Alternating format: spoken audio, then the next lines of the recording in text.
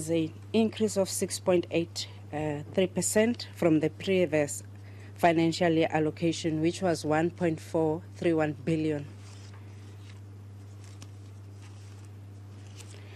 This slide is an indication of the expenditure trends and estimates, which reads from 2013-14 financial year up to 2019-20 financial year. And we are currently on the 2017-18. It's just an illustration of the trend of the expenditure and the estimates that we expect. And the next slide is a pie chart that is also an indication on Program 3, what has been the allocation to the specialized investigations, which is DPCI, which is an increase that has been alluded already in the previous slides of 8.5%.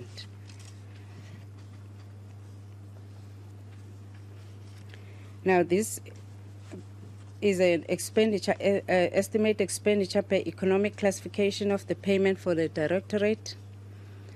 And here is just also a pie chart that will indicate that the breakdown of the 1.5 billion allocated. The bulk of the allocation is the compensation of employees, which is 77% of the total budget that has been allocated. And 20% of the budget has been allocated to goods and services. And then we have 2.1% for payment of capital assets of the total budget. And then the rest is the 0.6%, which is for transfers and subsidies. You can skip this slide. Okay. Then just also, again, it's an illustration of, in terms of the entire Program 3, that the specialized, the last bar on this slide is the specialized investigations. Again, it's just indication of 1.528 billion that has been allocated within that program to DPCI. In terms of this slide, the economic classification year on year, sorry, is again to just give an indication as to, if we look at the budget allocation from 2016-17 financial year up to 2019-20. But for if you look at the column for 2017-18 estimate, it's a breakdown of the budget as such. If you look at the current payments, the compensation of the employees, which takes the bulk of the budget that has been allocated. And then it goes down to the transfers and subsidies, and also there we've got an allocation that has been given on terms of the transfers and subsidies, which is a budget of allocation of 4.5%, and then payment of capital assets, 31 million. It's a allocation of 19.1%, an increase of 19.1%, and the total at the bottom is the 1.528 billion for the financial year. This is a breakdown of the budget in the DPCI. It will speak to the components that are at head office level. With serious commercial crime, the allocation is going to be 13.500 million. Serious organized crime, the allocation is 15 million. For priority for specialized crime investigation, 14,700,000. For serious anti-corruption investigations is 13.8 million. 800 million. For integrity management unit, it's 5 million. For the priority crime management center, it's 10 million.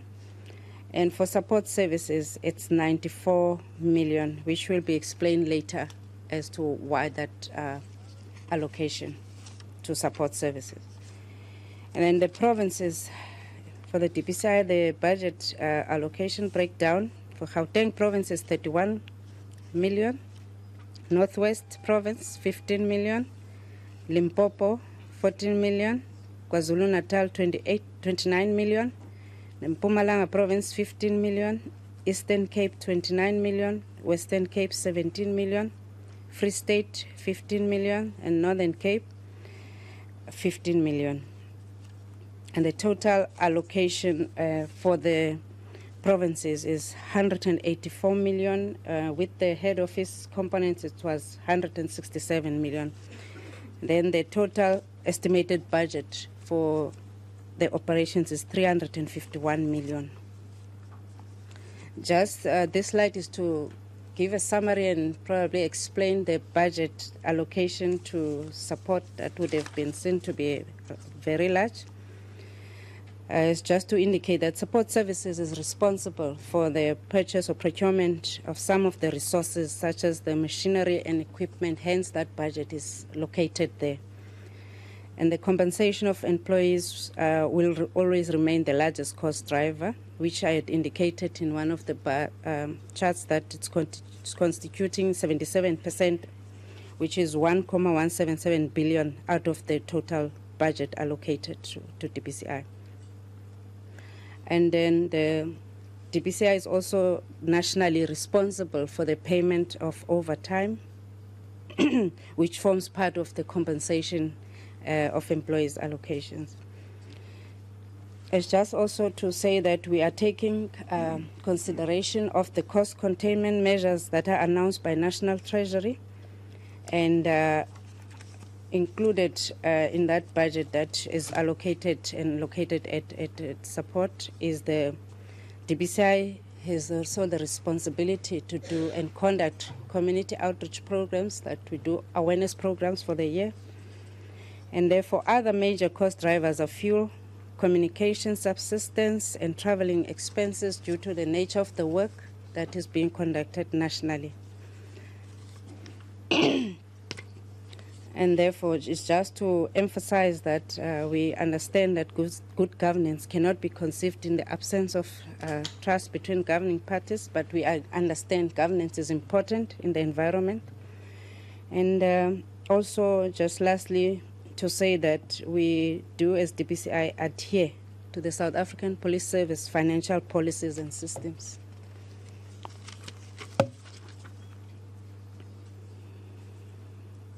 And we also take cognizance of the work that we're doing is key and has to be aligned to the government's medium-term strategic framework and the National Development Plan Vision 2030, and that National Treasury address weaknesses in procurement systems to ensure that a greater focus on value for money for all state departments, including DPCI, is very critical.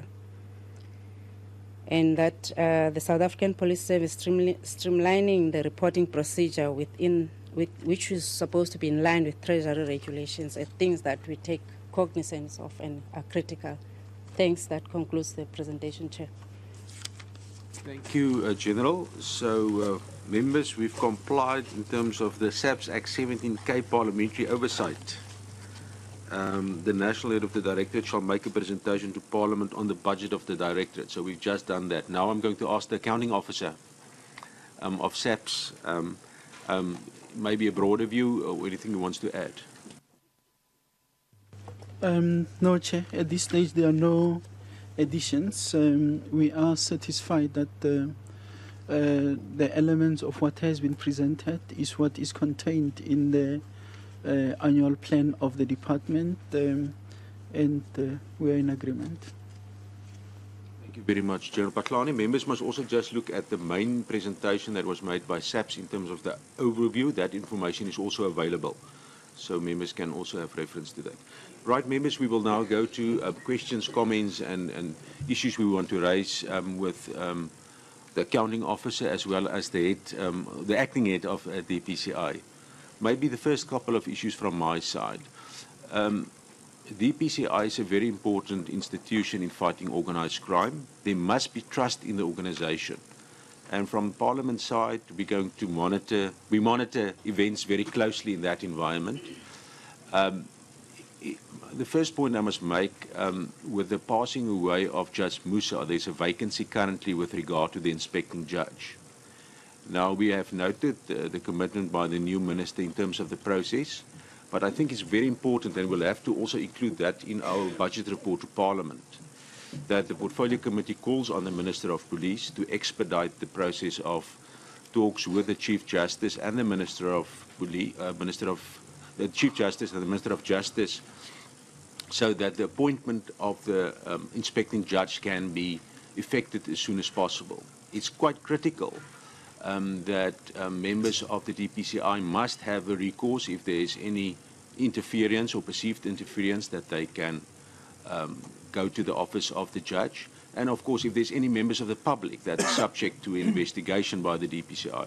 So from the Portfolio Committee side, we want to really call on the Executive Authority to expedite that process, because that will also again enhance oversight and good governance in that environment.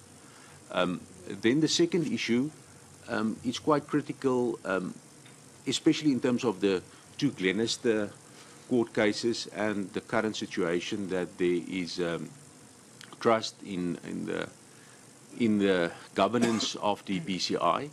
And maybe to ask the head of the DPCI, there was over the weekend reports in the Sunday newspapers that a certain docket was requested by the Executive Authority, the Minister. Now, if that is correct, that would be very, very concerning, and it would be unlawful. So we, from the Portfolio Committee side, want clear answers on that, in terms of view, in terms of, in terms of accountability as well as political interference. We want to get a clarification. What is the exact situation in that regard? Because there must be a clear blue water distance between the Executive Authority and yourself in executing operational matters. Right, let's go to the other members. Honourable Mulabatsi. Thank you, Chairperson. And to welcome General Matakata into the new position. My first question is, what is the progress regarding making DPCI a separate vote? My second one, the AG has raised as one of his findings the manual data recording. Tell us about it. How far are you in addressing it, or what's happening there?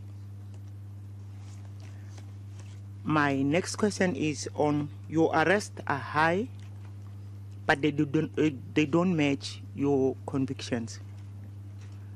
There's a vast gap in between, and it leads me to the case of your social government,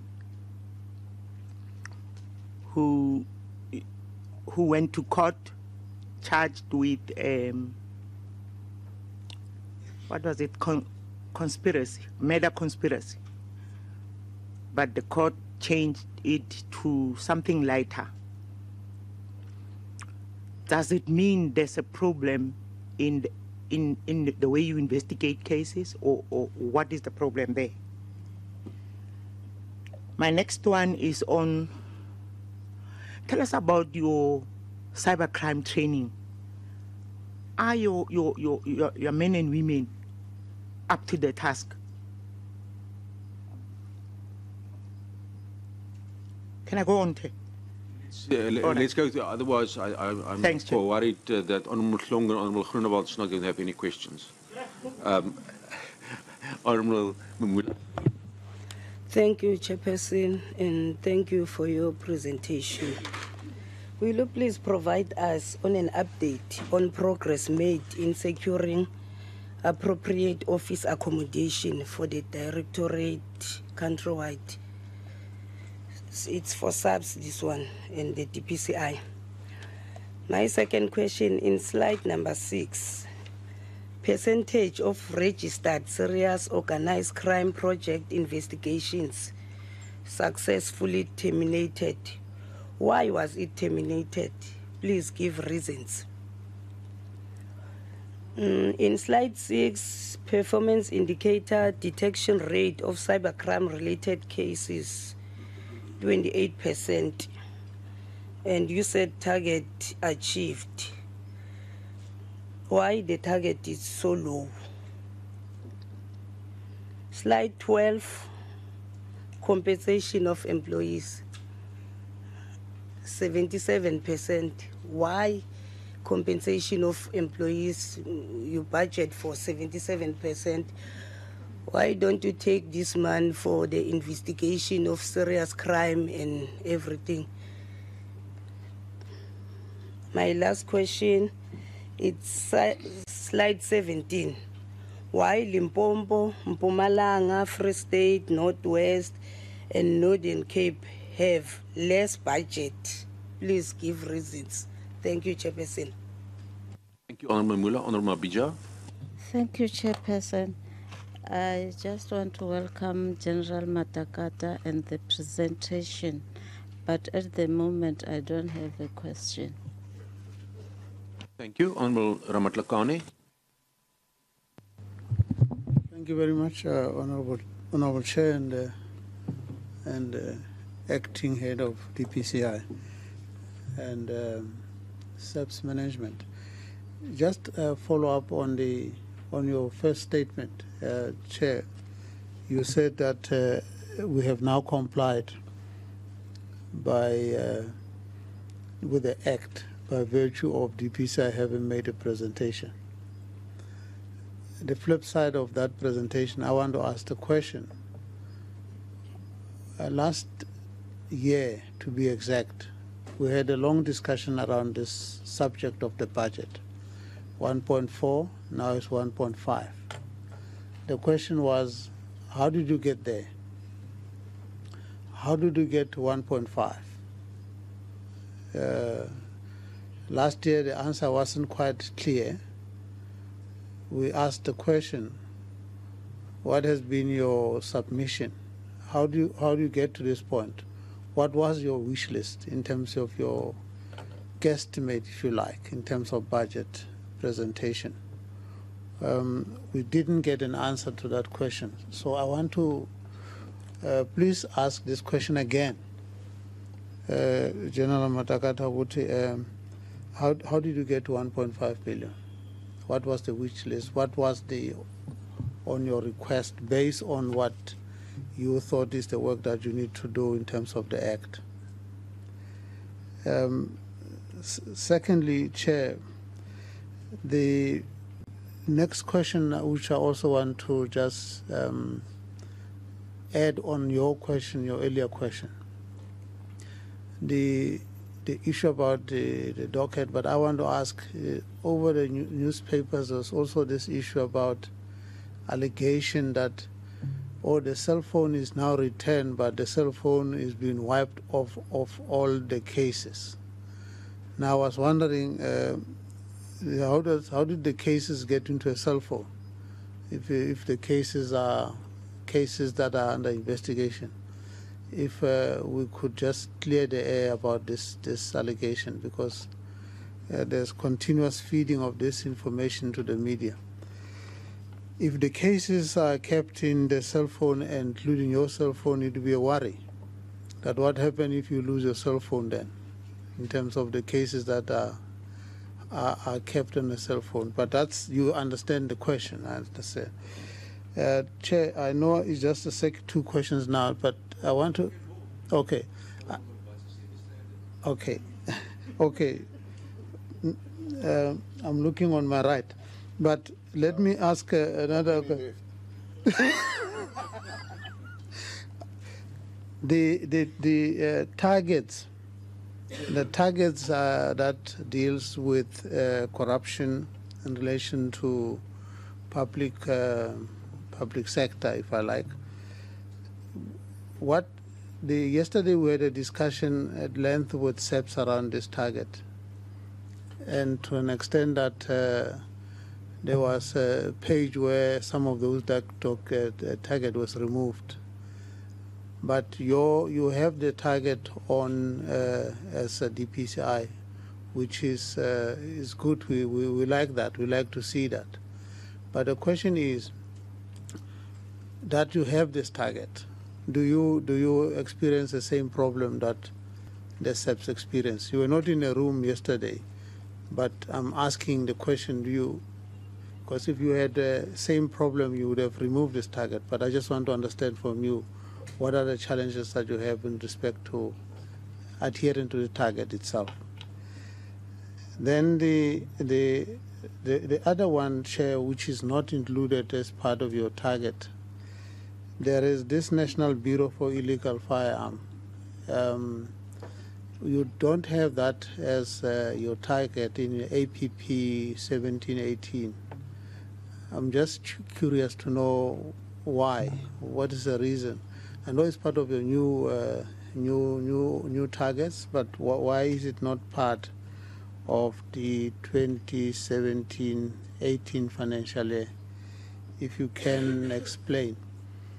Additional question on the budgets, regional budget, provincial budget. It's a good thing that we at least see, much as there is no federal approach, but at least we can see the budget for provinces. But curious question, I just want to know, General, how did you get to it?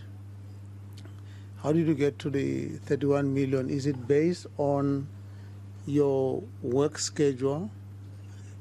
Haven't looked at the KZN to say, KZN, we have more worry around this level and this level, and therefore budget will have to follow that kind of functions. I just want to know what it is. Second, to that part of that question is, I know there's an off question about the office, the state of the office, but I just want to know provincial offices. What is the state of provincial offices of DPCI? Do you have a good offices in provinces, all provinces, that are functional, operational? When I asked that question, the functionalities include the necessary managers in the office that manage the office. What is the problem with the data limitation, the manual data that is being asked in relation to manual data that is being used, particularly when there's a capturing around the public service, that corruption, the fight around corruption issues. So that's, thank you, Chair. Very much. Honourable Bushlangu.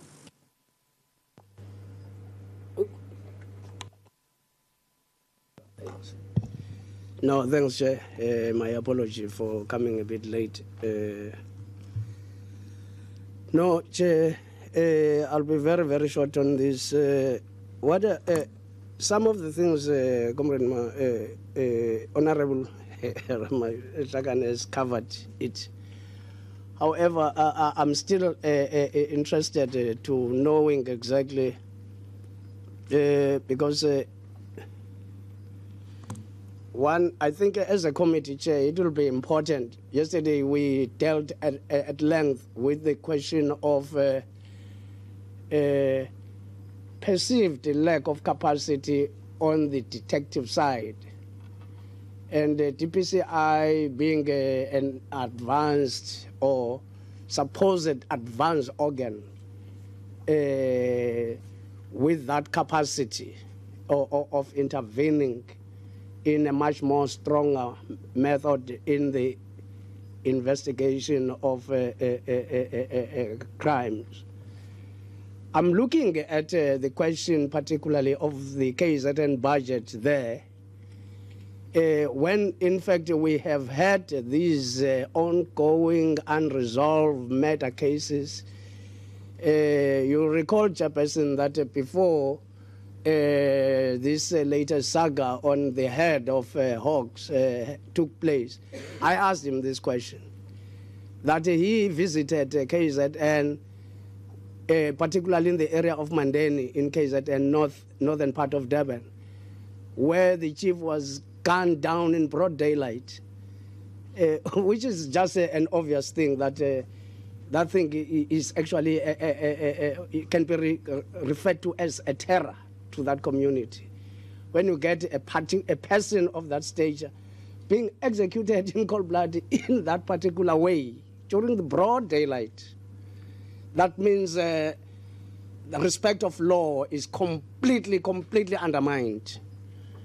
And when I personally saw General Remesa visiting the family, I thought that because this thing, there were even people who saw these people doing this thing, that there was going to be an immediate arrest of those people so that people can have a respect of the rule of law. But unfortunately, you know what he gave us there. He said that there are some loose things that need to be tied up. Unfortunately, then it's no more. It's gone. Now, with this budget, because I believe, Chairperson, that DPCI is to deal with the most advanced criminals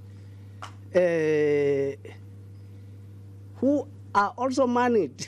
Some of them have got money which by far exceeds a fiscus of government that is at the disposal of government. Now I'm looking at this kind of budget that we have here. What really informs it? I'm going back to exactly what Honorable Ramatlakane was raising. What informs it? Noting this particular mountain high of the things that are happening here. We've got that matter of this money taken from that airport. I can't say it was just taken, because when you don't get even a single bullet discharged when criminals are, that means those people are just taking these things. But it tells you that this is a highly underwhelmed, well-oiled body. Now, you take that Gauteng and that thing there. What really informs you, General, in terms of this? So that we can actually then say, as a committee, we protect the interests of the public, and we also protect you and the members of the unit in ensuring that there is no, what one of the experts here in policing said, there is a possibility of fiscal dumping here in policing in this country, because we don't get a good return of the money that is spent on each program, on most of the programs.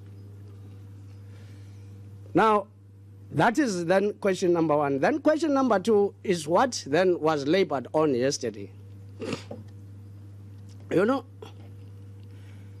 Chairperson, to me is very much worrying and concerning that with DPCI you had this matter on former Minister of Finance. He's going to be arrested, definitely. And, last day, withdrawn.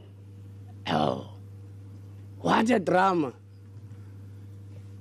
Costing taxpayers and bringing terror to the people and, you know, all these things, to me, very much unnecessarily. Now, this last issue that we discussed yesterday, of this man who stays in that shack, which I saw it on e-news, when it was actually then about the coup, about all these things. Then I asked myself, was the chief of the army briefed about this, that no, there is this particular possibility? Was the head of police, the acting national commissioner himself, as a person, accounting officer? Because when you see a person at a level of a brigadier raising this, even that family of that boy would actually then, what would Hawks or Chairperson say? Even only if people then who support those leaders who have said to be under threat were to go and just finish off that family. Was DPCI going to take full political responsibility of their foolish actions on that particular thing? Because what really informs is, now when the matter is before the court now, no, it's of a lesser nature and all these things. Now, you say, really, what kind of a country are we living in? But the reason why, Chairperson, I would have gone, I decided to come here was, did the Guptas by any chance have any influence in this? Because I hear so many stories that there is something that touches on Gupta, where they the complainants in this particular matter. So that we can begin to say, do we still have a country, something that we can call a country, or it's gone? Thank you, Chairperson. Thank you, Honourable Member. Honourable Groenewald. Thank you, Chair. As you said, not many questions left. But at least I can start by saying I'm glad to hear that we are not asked to allocate money for a helicopter. Last time, the head just wanted a helicopter from us. So there's no helicopter, so let's start with that. Chairperson, no. On a serious note, we've heard all the questions.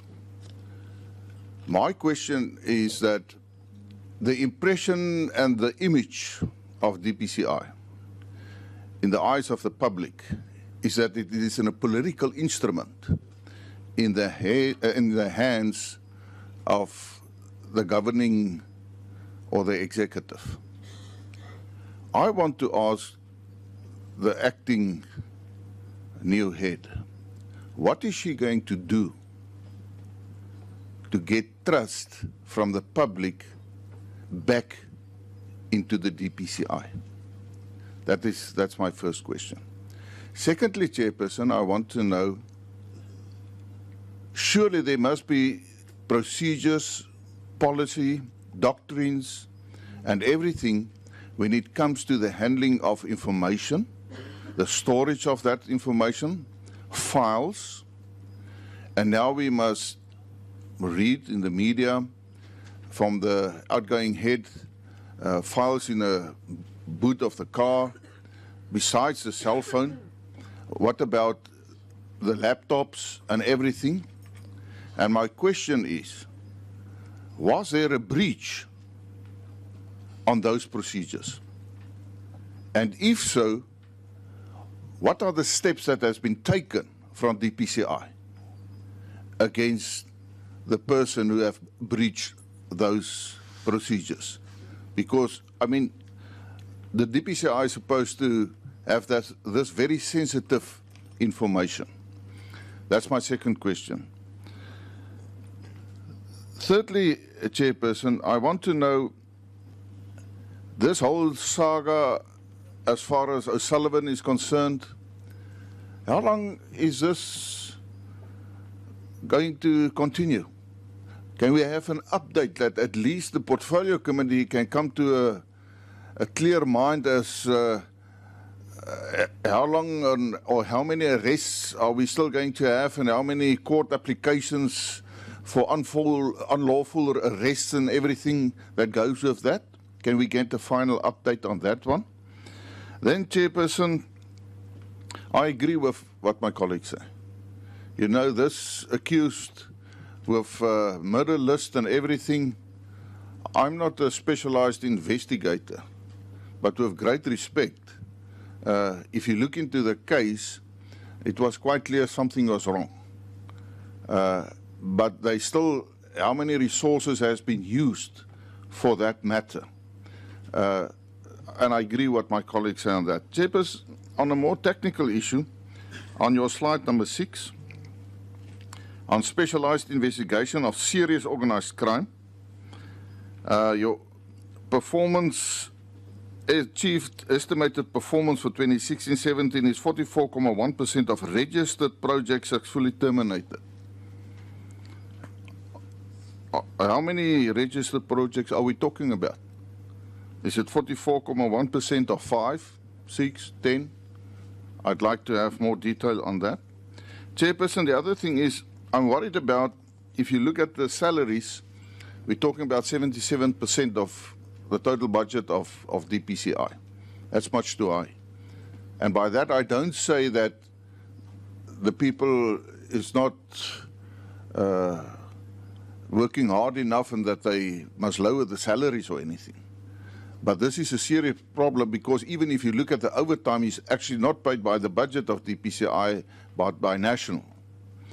So I'd like to have an explanation on the 77% and what steps are going to be taken to ensure that we lower that percentage.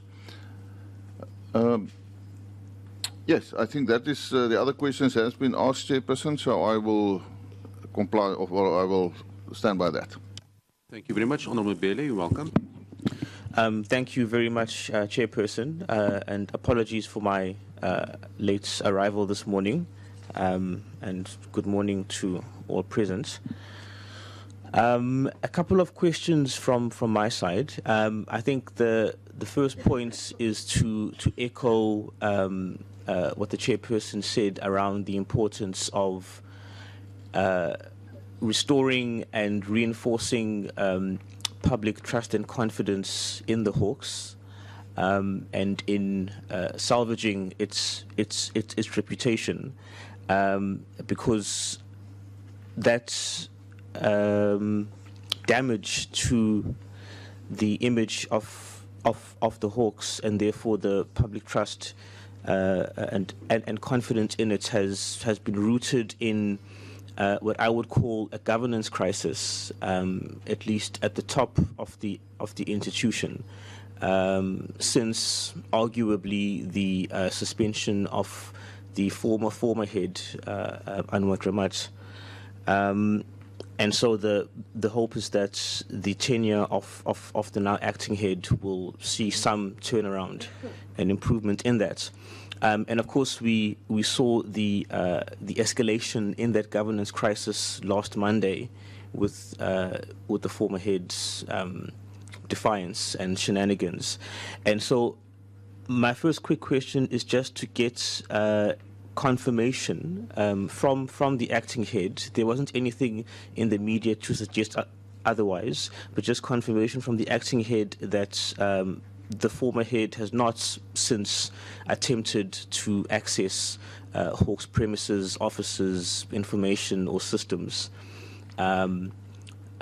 because if that were to be the case, then it's a matter for the portfolio committee to take up, in as much as we're waiting for the court process to move forward. And then perhaps related to that, were he to make that attempt again, what's the contingency plan in place by the Hawks to prevent that escalating to the same degree we saw last Monday? My second question, Chair, is I'm aware of complaints from the administration of the city of Johannesburg. There was also an article in the Star that I saw 2 or 3 weeks ago about how certain fraud and corruption cases reported from the city are not receiving the due treatment from the Hawks. There were allegations that this is a politically biased stance, and so I'd just like to get an assurance from the acting head and her team of the fact that going forward, at least, we will see impartial and merit-based treatments of cases that are forwarded to the Hawks, regardless of what the political administration of the source is, because ultimately the key point is we need to strengthen accountability, and it's through the investigations of the Hawks resulting in convictions that we can ensure that. Third question, Chair, is that's linked to that same complaint. There were also allegations that there was a tendency on the part of the former head to centralize certain cases from provincial officers to national officers.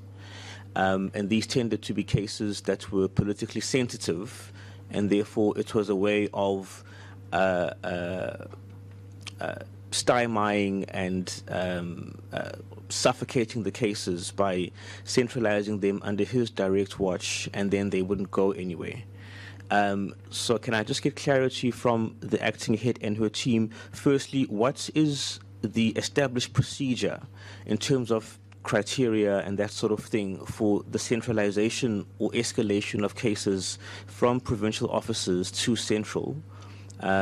I would imagine it's a way of prioritizing them if they're seen as urgent and that sort of thing. And what has been the track record when cases like that are centralized?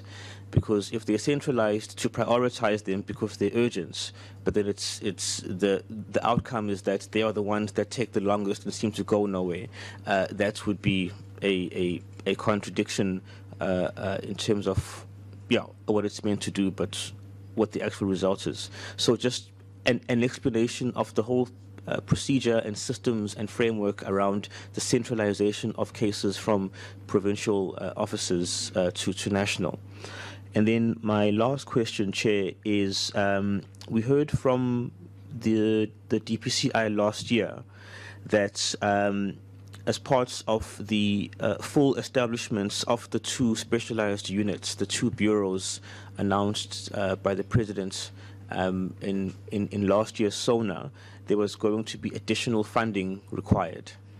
The full request was not forthcoming from Treasury, and we also heard in the presentation that cost containment measures are going to be a strong consideration. So the scope for expansion and additional resources is very limited.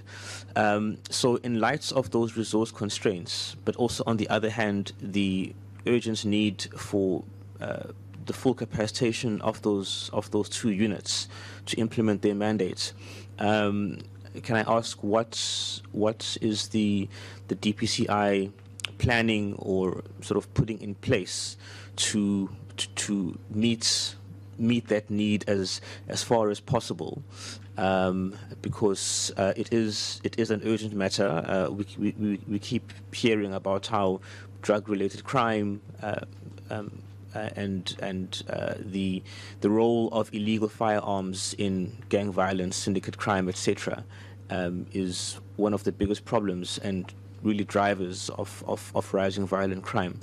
And so that's not something we can afford to let linger without tackling it urgently. Thanks, Chair. I'll stop there. Thank you very much, members. I just got one question to the Acting National Commissioner. One issue that is still, coming from the Biega Dramat era and hasn't been resolved yet is detective services and DPCI in terms of the allocation, who's going where. The focus should be, of course, that DPCI focuses on levels 4 and 5, although we see a lot of levels 1, 2, and 3 slipping in.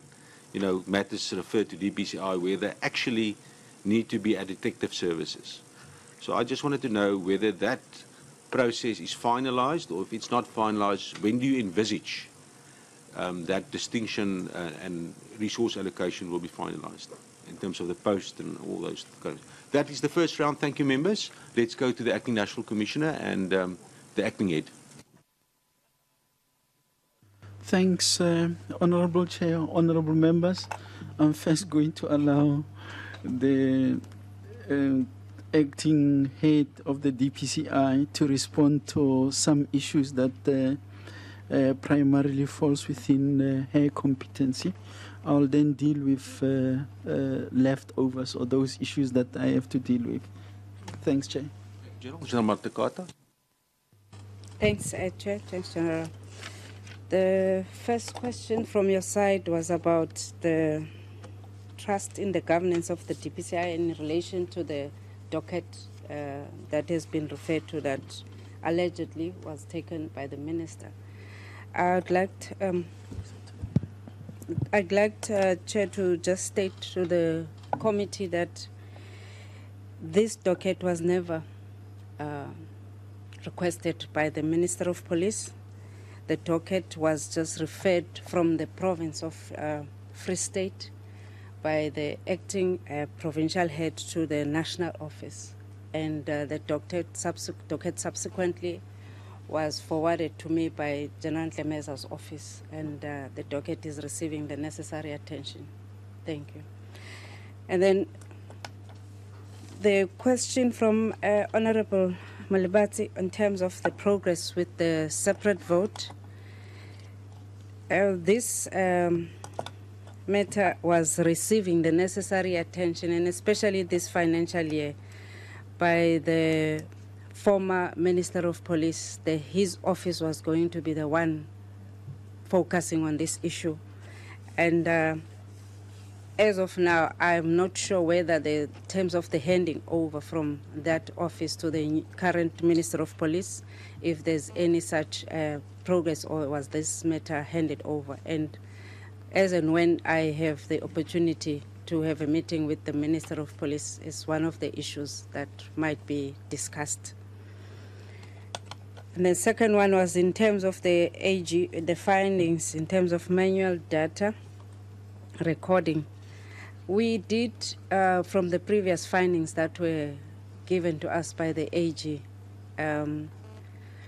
indicated that we will look into those issues in terms of the provinces where these findings were found. But we had taken the responsibility in terms of the plan, implementation plan that we had committed to correct some of these issues nationally in DPCI. We have communicated those shortcomings and the challenges that were discovered in the audit findings.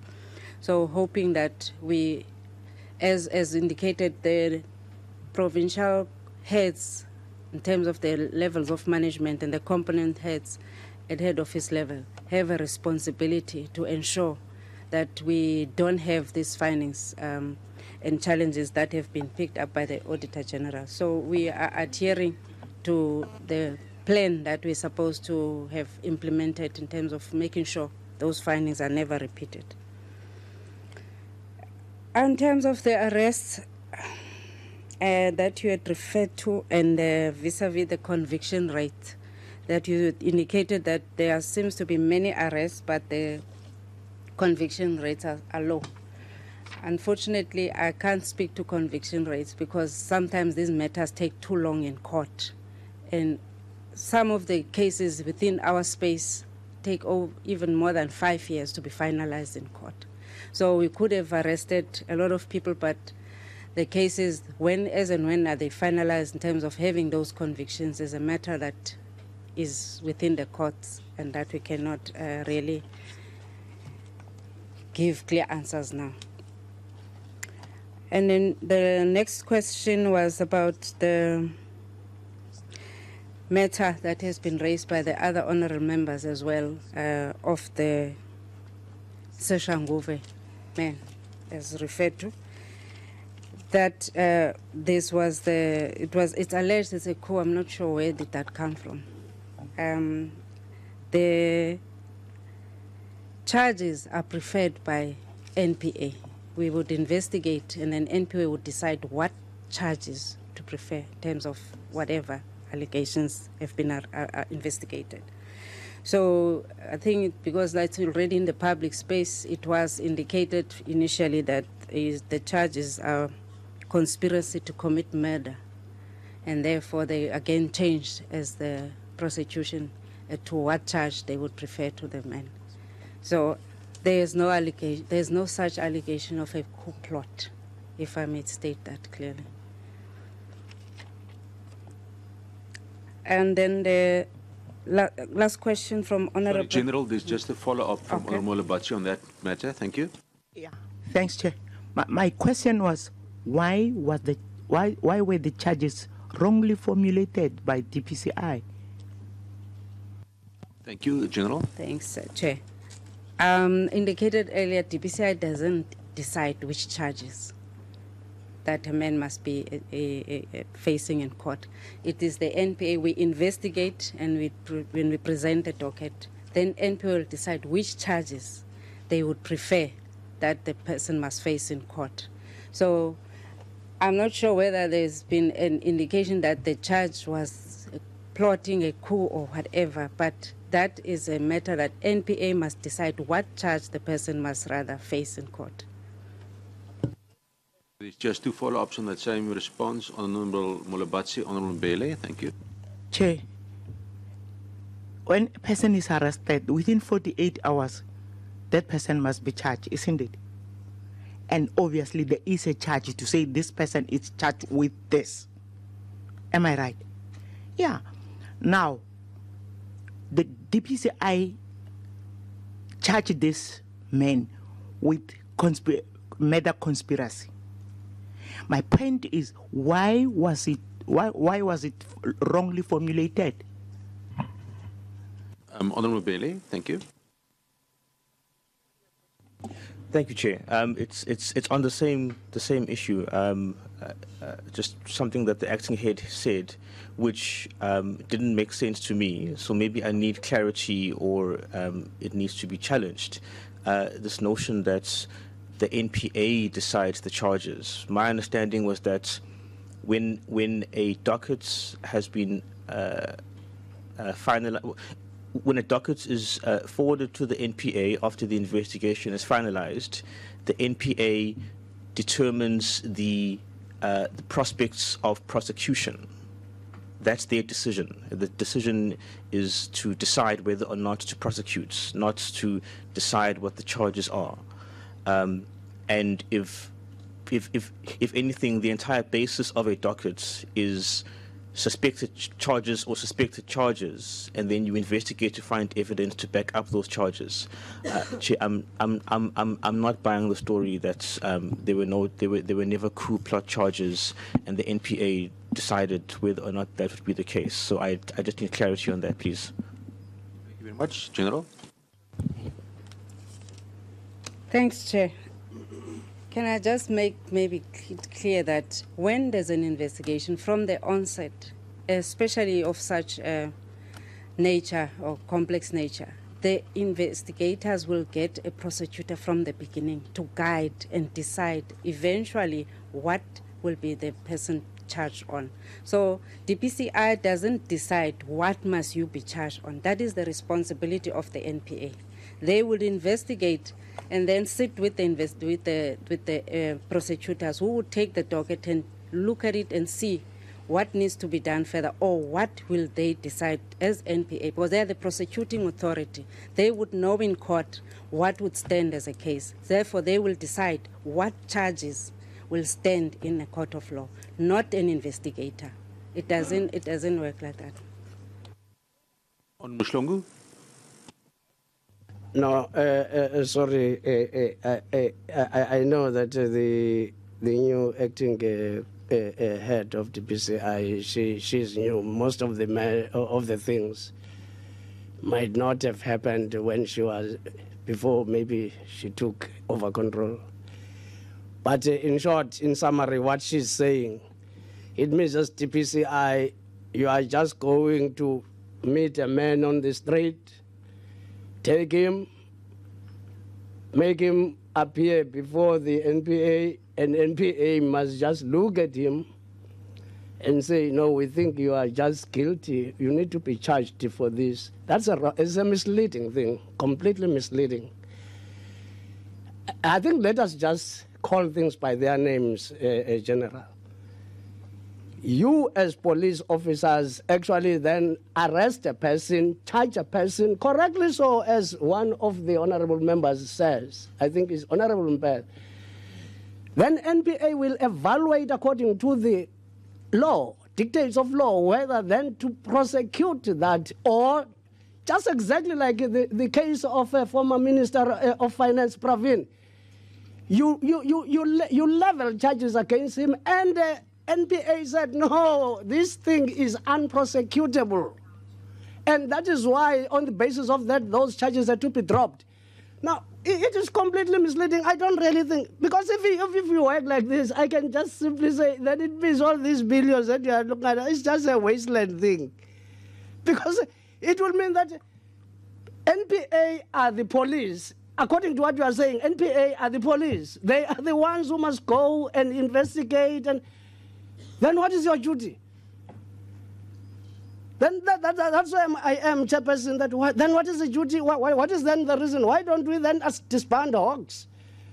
Then allow, because NPA can actually do much better job than the DPCI. Thank you, Honourable Mshlongu. General? Can I just again explain? The prosecutors don't investigate, honorable members. DPCI investigate a matter, the prosecution will because we work as a multidisciplinary team as constituted in the legislation, that from the onset when you get a matter, you work with the prosecution to guide as well and indicate where you must go in and so on. But eventually, prosecution decides what charges they would want to take to court, which can be a case that can be winnable in court, not the DPCI. But we work as a team so that we can be clear what is it that the prosecution wants from us. That would be maybe seen as to be things that needs further investigation. So I will leave it at that, Chair. Go to the other responses.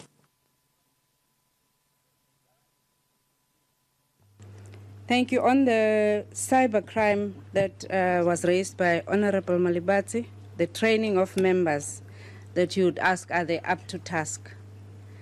And we had indicated even the previous year that the plan has always been that because we don't have a big dedicated capacity in terms of cybercrime, but rather train investigators as first responders as well, so that the capacity is built throughout the chain of the first investigations and also the dedicated specialized cybercrime training.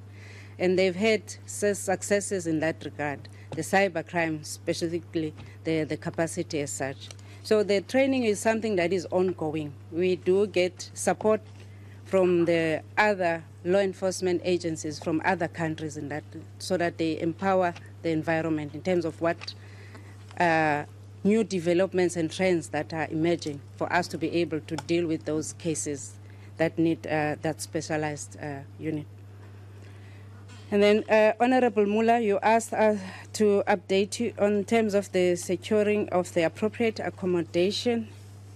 I've been briefed that there was an appearance in this committee by the Department of Public Works and Supply Chain Division from the South African Police Service, that a task team has been formulated between the three entities, that is the Department of Public Works, the supply chain from the SEP side, and the DPCI, so that they can come back. I think they were given a date to come and give feedback to the committee in terms of what is the progress with securing appropriate accommodation for DPCI. As of now, I've not yet been made aware or a report has come forth as to what the progress is that they will come and table to this committee. The next question was about the termination of projects.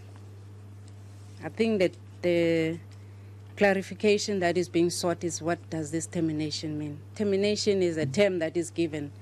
That is not, it's projects that have been finally investigated and people are arrested and they've been taken through to court. So that means that in terms of the number of projects, if we had 70 projects in the DPCI for the financial year that we're investigating, we are expected in terms of the target set that 43% of those projects should be terminated successfully, so, which means we have arrested people, they have been taken through to court.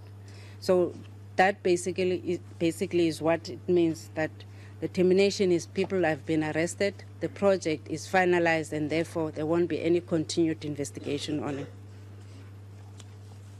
Sorry, Chair. Honourable Groenewald. Now, I want to make a suggestion here. I mean, words does have meanings. The word termination means, or creates the impression it was a project and suddenly it just stops. Shouldn't we then use a word like completed or finalized or something like that? Because the word of termination is not a good term for that one there. Yeah, because it can actually mean it stopped halfway or you don't proceed. You know, it might be something that they should look at. Thank you, General. You can continue. Noted. Thank you, Chair. I noted that maybe the wording should be reviewed. Then there was a follow-up question from Honorable Muller, was about the low target of the cybercrime. It was referred to as being low. Previously, when we appeared, then the target was 18%, and it was said in the committee it is low. So we went back when we were asked to go and review that target because it's low. So we have reviewed it. The 34% is a reviewed target because remember we are just developing the capacity. It was the first time, I think 2 years back, that it had to be, yes, it was a new indicator at the time in 2016-17. Then it was said it's low by the committee. So we had to go and review the target. So if the 34% is still considered to be low, then it means we have to review the 34% target. Sorry, Honorable Mula. Thank you, Acting National Head. 34% it's low. Why can't you make it 60% so that you can work very hard to reach that target? If you said 34%, which means we are not going to work, we are going to take it slow. That's what I'm saying. If you can put it around 50% or 60% so that you can work very hard. But if you said 34%, it's under 50%, it's low. Can you please go and review it? Thank you, Chairperson. Honorable Mula, General. Thanks, Chairperson. We will go and review. Then the next question was Chair, about... sorry. On the same issue. Honorable. Can we receive an explanation why was the decision taken to make it 34? Why 34? Is it just the figure? Maybe a response to that. Follow up, thank you. Chair, it was a new indicator even then, 26, which was accepted that it will be over a period of time 18% then. But then it was requested, it was indicated in the committee it's very low, 18% is very low. Let us go back and review. So we went back because it's a new indicator and we need to see over a period of time how are we progressing and taking into consideration the capacity and everything else. So we are saying now we will go back and see if it is considered it's very low, if it's under 50%. Because we have to take certain things into consideration and the capacity that we have that is being developed. Sorry, Chair. You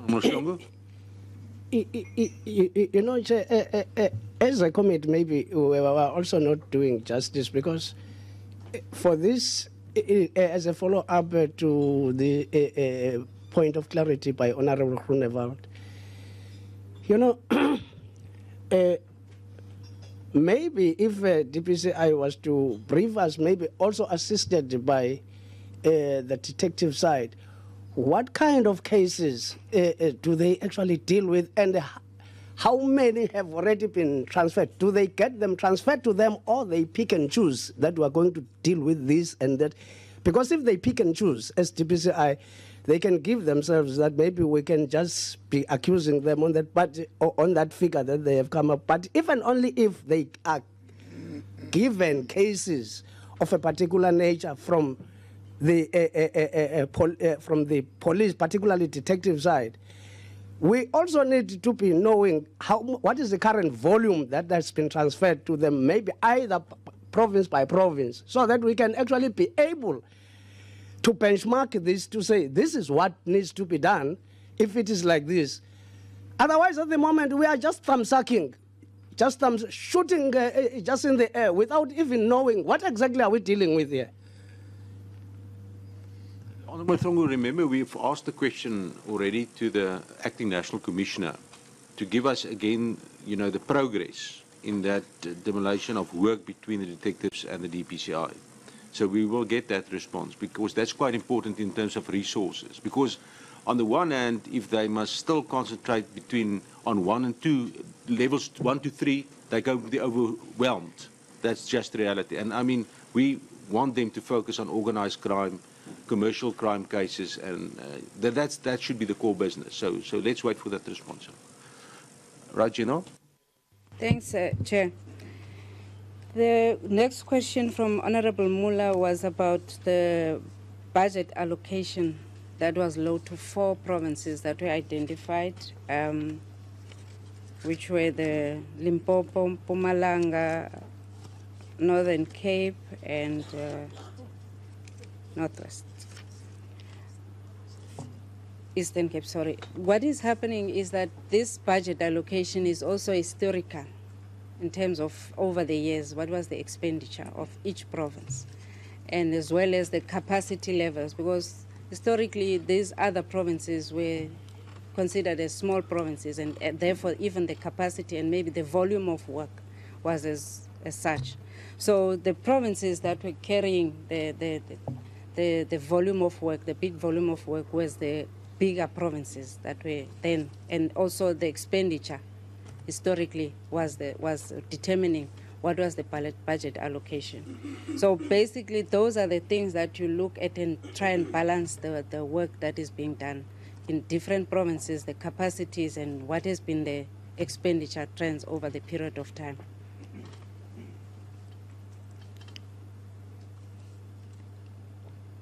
Then we have a question that came from the Honorable Ramatlakane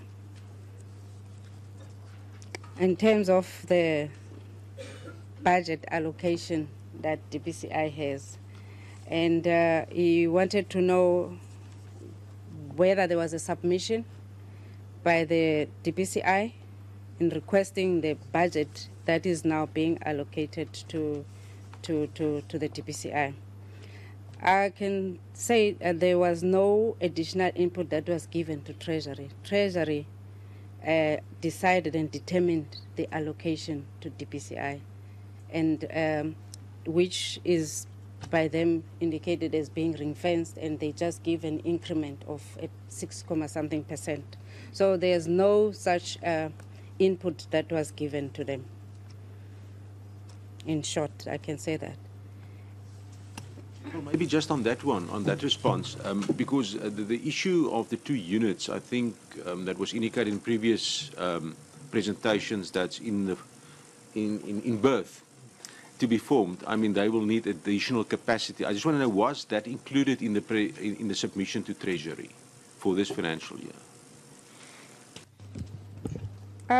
What we would do is, I think as was presented last year, as per the request of the committee on the development and establishment of the 2 units, it was indicated that because the structure of DPCI is taken totally into consideration, not necessarily just the 2 units. So they form part of the bigger structure, overall structure of DPCI, and therefore even the breakdown was requested, if I can remind the committee, where the organizational development of SEPS was asked to go and look into that, because we need to understand what is the allocation in terms of the breakdown of the capacities for those 2 units.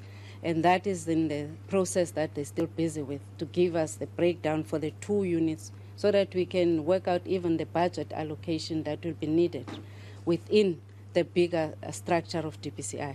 So not exclusively just the 2 units. Generally, you're actually saying you're going to use savings to fund it, because then if you don't got additional money, how are you going to fund those posts?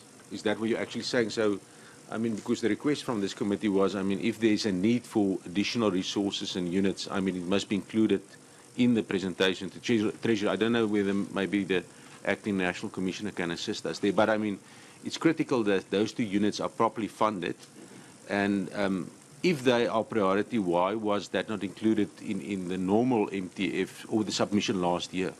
If we can just get that clarity. Thank you. Honorable Chair, honorable members, thank you. I'll just in brief, because I'm to talk to the other issue a little bit later.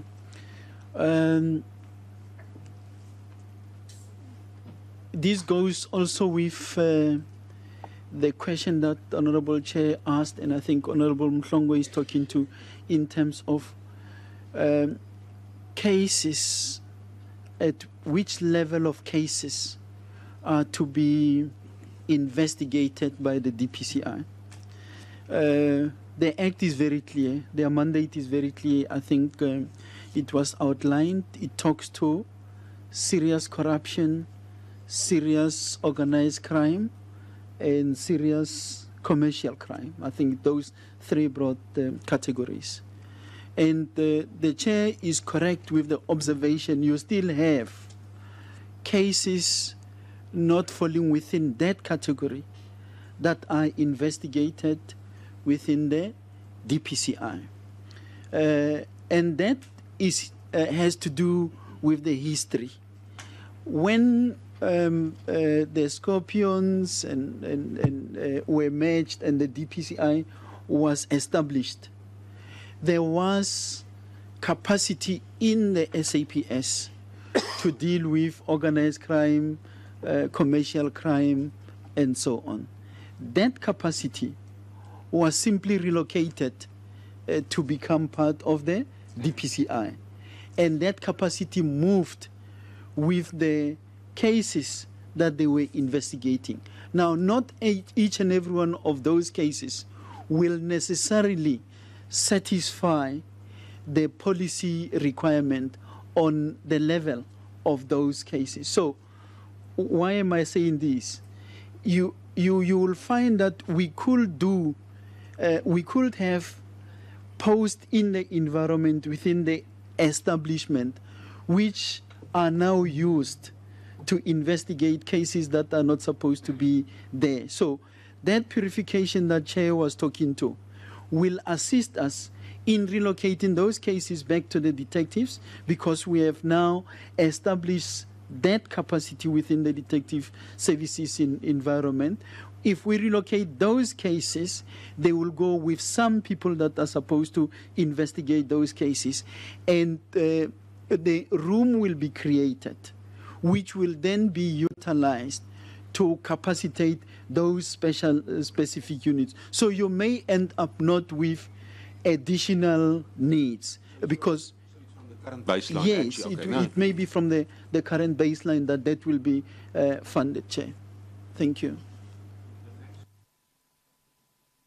Thank you, Chair. The next question from Honorable Ramatlakane was around the issue of the cell phone of General Ntlemeza, whether it was cleaned, are the cases on the cell phone. I would not think so. There can't be cases on the cell phone, and it doesn't work like that in the organization. So I can't really answer on whether he cleaned the phone or not, because it was something that was said from his lawyer's side.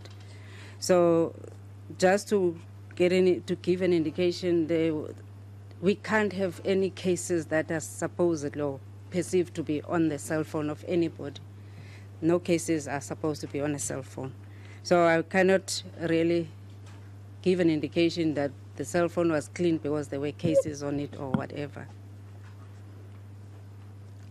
I was not sure of your next question of what it related to. I was not here yesterday. You referred to the targets, the challenge around the targets of corruption. So I'm not sure what was the issue around that. Didn't get clarity as such. What were the challenges in terms of the targets on corruption? I'll just ask Honorable Ramatlakane to clarify. Oh, General. Sorry, Chair. I'm not a member of Parliament, but I know what Honorable Ramatlakane raised. This was specifically relating to the trial ready, that in the detective services environment, we have removed the trial ready, and it is retained within the DPCI environment. I think that's the clarity which is required. Thanks, Chair. Thanks, General. Thanks, Chair. The targets that we're referring to, we decided to maintain and retain them because those issues are matters that are being investigated within the anti-corruption task team space with all other departments that are involved with those. So if, as and when we work on those cases and we work as a collective with 13 departments in terms of such matters that are indicated on the NTFF, when we need to decide on whether the target must be removed from the APP, we have to engage all those stakeholders. But the feeling was that we continue and indicate that this is what we're doing, and therefore we decided to retain that target.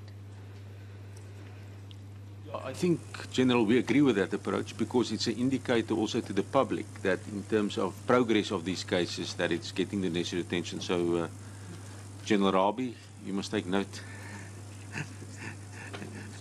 Right, thank you, Thank Jill, you. you can go.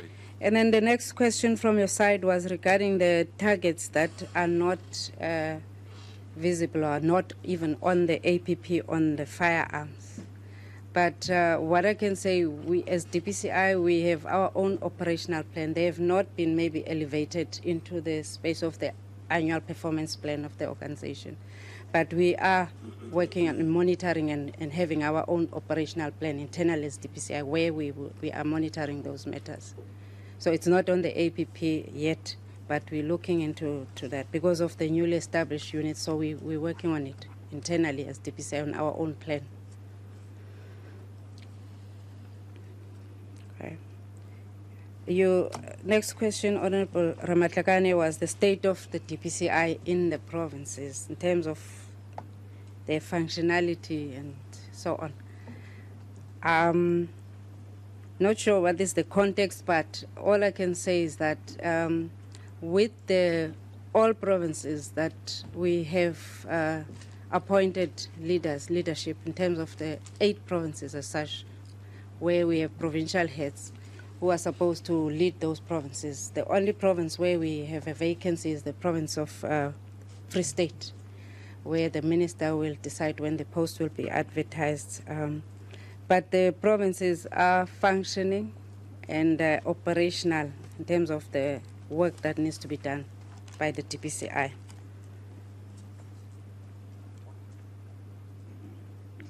The next questions were from Honorable Mhlongo. And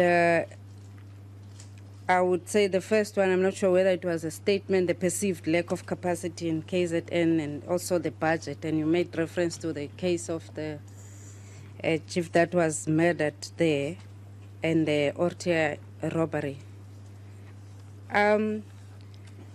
The cases in KZN that you might have referred to are receiving the necessary attention, although there's a task team that is also inclusive of SEPs, which we have indicated previously, that DPCI is taking certain of those cases. We can't take all the cases that are there because some are not really serious cases as such. But we are working on those cases, and there have been arrests that have been shared in the media as well on some of the cases of KZN. And there's no arrest yet on the one that you specifically referred to, but the team has indicated that they are following up some of the issues or clues related to that case. And the last one from Honorable Mhlongo was again making reference to the supposedly coup arrest, and you specifically asked if the Guptas were the complainants in the case. And I would just indicate to you that 2 complainants had given us the letters that the suspect had reported and had written to them, requesting certain amounts of money to do whatever he wanted to do.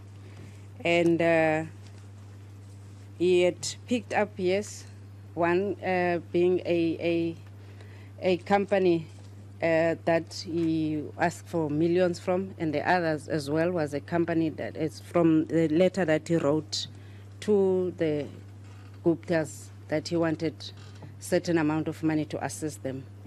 So we worked on the basis of what was presented to us. 3 letters were written to one specific company that is a complainant, in fact, in the matter, that they wanted us to follow up investigation on this matter.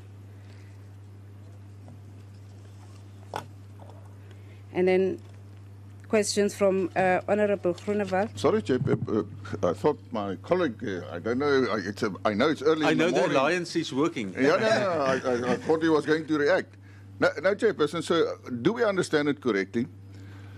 The investigation started after there was a complaint received, one of who are the Guptas. Now, I want to ask, when they started this investigation, I mean, for a criminal to write a letter for someone saying, I'm asking you some money to go and assassinate someone. Surely, Chairperson. Please. Can we just have a clarification? Thank you. Just to clarify, the company that was approached by this man as thrice he wrote to them, that's the company that referred their matter to us to investigate, because they felt it's becoming a threat. And I don't want to get really into the merits because they are in court now. But it is a private company, not necessarily the Guptas as well, that first referred the matter to us. If I can just clarify that. It was a private company that referred the matter, where the man had several times, and it was appearing that he's pressurizing them, not the Gupta company. That had been the first person or company to come to us and say they are receiving this matter. No, so, Chairperson, just a point of a bit clarity, Chairperson. Clarity, you said. No, Chairperson, you know, to me, you know, it makes me wonder, Chairperson, really, I must be honest, whether, because to me it's very clear here, the reason why the state has got arms of intelligence. If you go and charge that person, what are you charging that person for? What kind of an act has been committed? Because you haven't, in the first place, I want to assassinate those who are beneficiaries of Guptas. Then I write to Guptas again. Now, it's stupidity of the matter which tells you finally that there is a lot of madness in a man. And who else can pay even 1,000 rand to a person of that madness? I'm just raising this question because even those people who claim to be complainants, you as police officer, particularly of that particular high authority, I would understand maybe if it is just an easy constable from college to say, I know, just pardon this man, he's still too young. You know, when you talk of an elite unit of the Hawks, big plate came by a man from the shack like that. Honestly, you don't even need, I'm not a psychologist, but something is wrong upstairs, clearly. You go to any formal doctor will tell you that there is something. I want to assassinate those who are beneficiaries of Guptas, and they are listed by names. These and that and that and that and that and that. And Guptas are also recipients of the same letter. And raising temperatures of the country in such a way that it can't even be newsworthy. No, man, there is something seriously wrong in that thing, General. I wonder whether really, what are you looking at? Because you will come out like what happened with the former Minister Pravin, with your trousers just pulled down. And where is the dignity of the country when then you are humiliated in the public for that? I think even the General Patlana is here as a because it's not an embarrassment to only you as DPCI, but to the rank and file of men and women in blue, some of them who are giving their lives to save the country. This foolishness, what is it? What is this? Colleagues, let's concentrate because remember we had the same input yesterday afternoon. So I allow free speech. It's fine, but let's just complete. Then we go to the second round. Honourable Groenewald. Just a follow. It's a question. It's not a speech, Chairperson. May I ask? I can't remember all the names. Can I ask? Was, for instance, the name of Dr. Nkosazana Dlamini Zuma also on the list, and was that also used in the criteria to give her Presidential Protection Unit protection? Yeah, well, I think we made the decision yesterday that General Patlane will come back to us with a report on that matter. So, but of course, he's welcome to respond. I think let's get this round done, and then we're going to go to the second round. I know it's very important matters, right? Honorable Chair, we can't draw any relationship to the threat analysis done in respect of the former AU chairperson to the man that we are talking to. But I also wanted to plead that maybe because the matter is before the courts, that it be allowed to be processed there. And just as Honorable Mhlongo correctly suggested, the man is going to be subjected to a psychiatric evaluation, which will tell whether all the screws are loose or tight, and then we can take it from there. Thanks, Chair. No, if Honourable Groenewald want to raise Area 51, but at this stage. I can ask how many screws are loose and how many are tight. No, I've been answered. Thank you. Right, let's go to the other responses. Thank you. Thanks, Chair. The next questions were from Honourable Groenewald, where you wanted to know the statement that has been there that we are used as a political instrument as the DPCI, and what am I going to do to get the public trust into DPCI?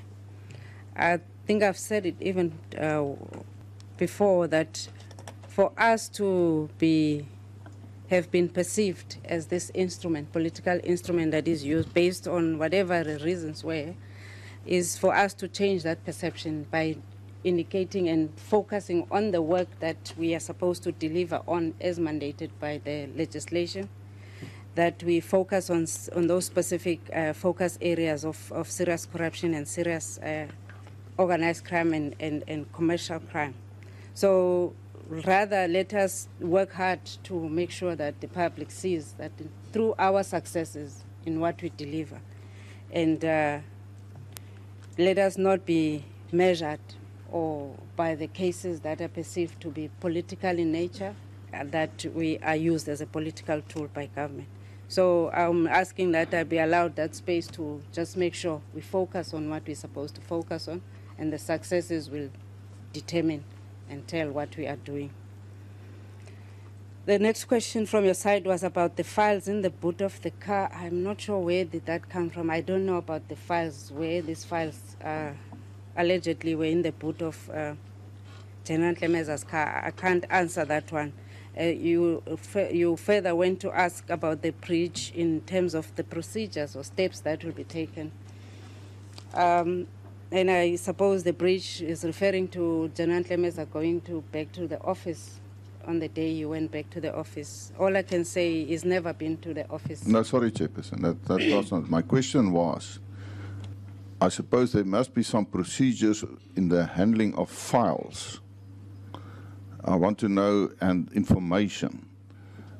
There must be procedures to say under which circumstances are you allowed to have some information on a laptop.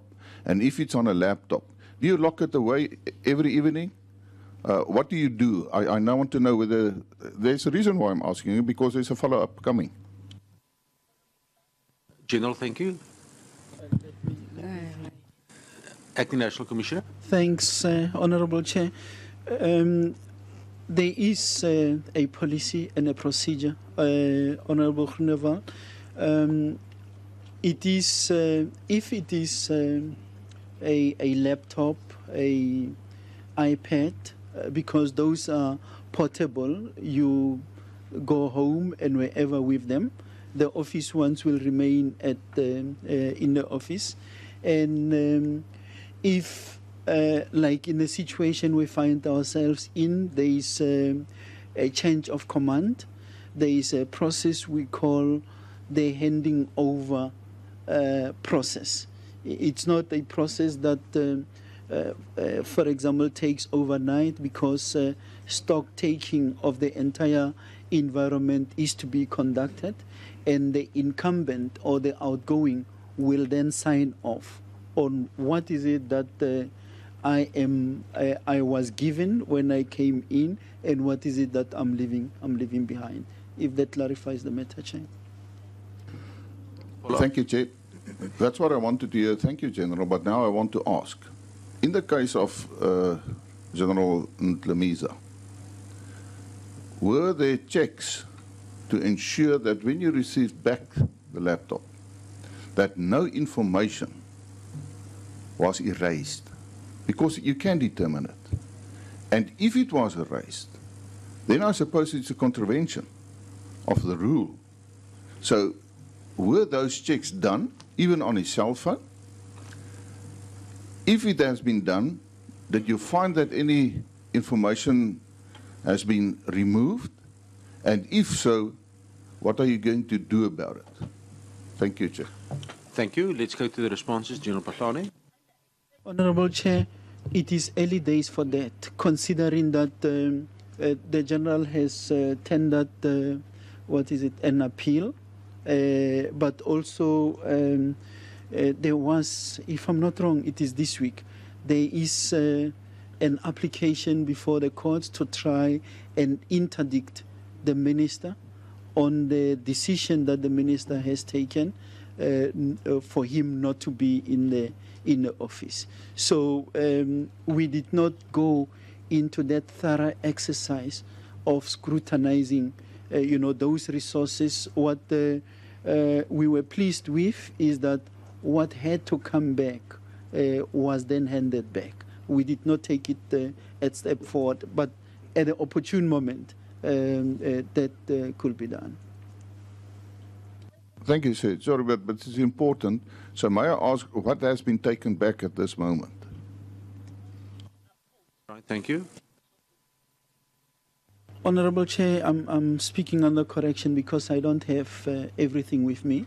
Remember, the General would have had a vehicle that with protectors that will be responsible for his protection. That all that is back. The official cell phone is back. The laptop or iPads, all that is back.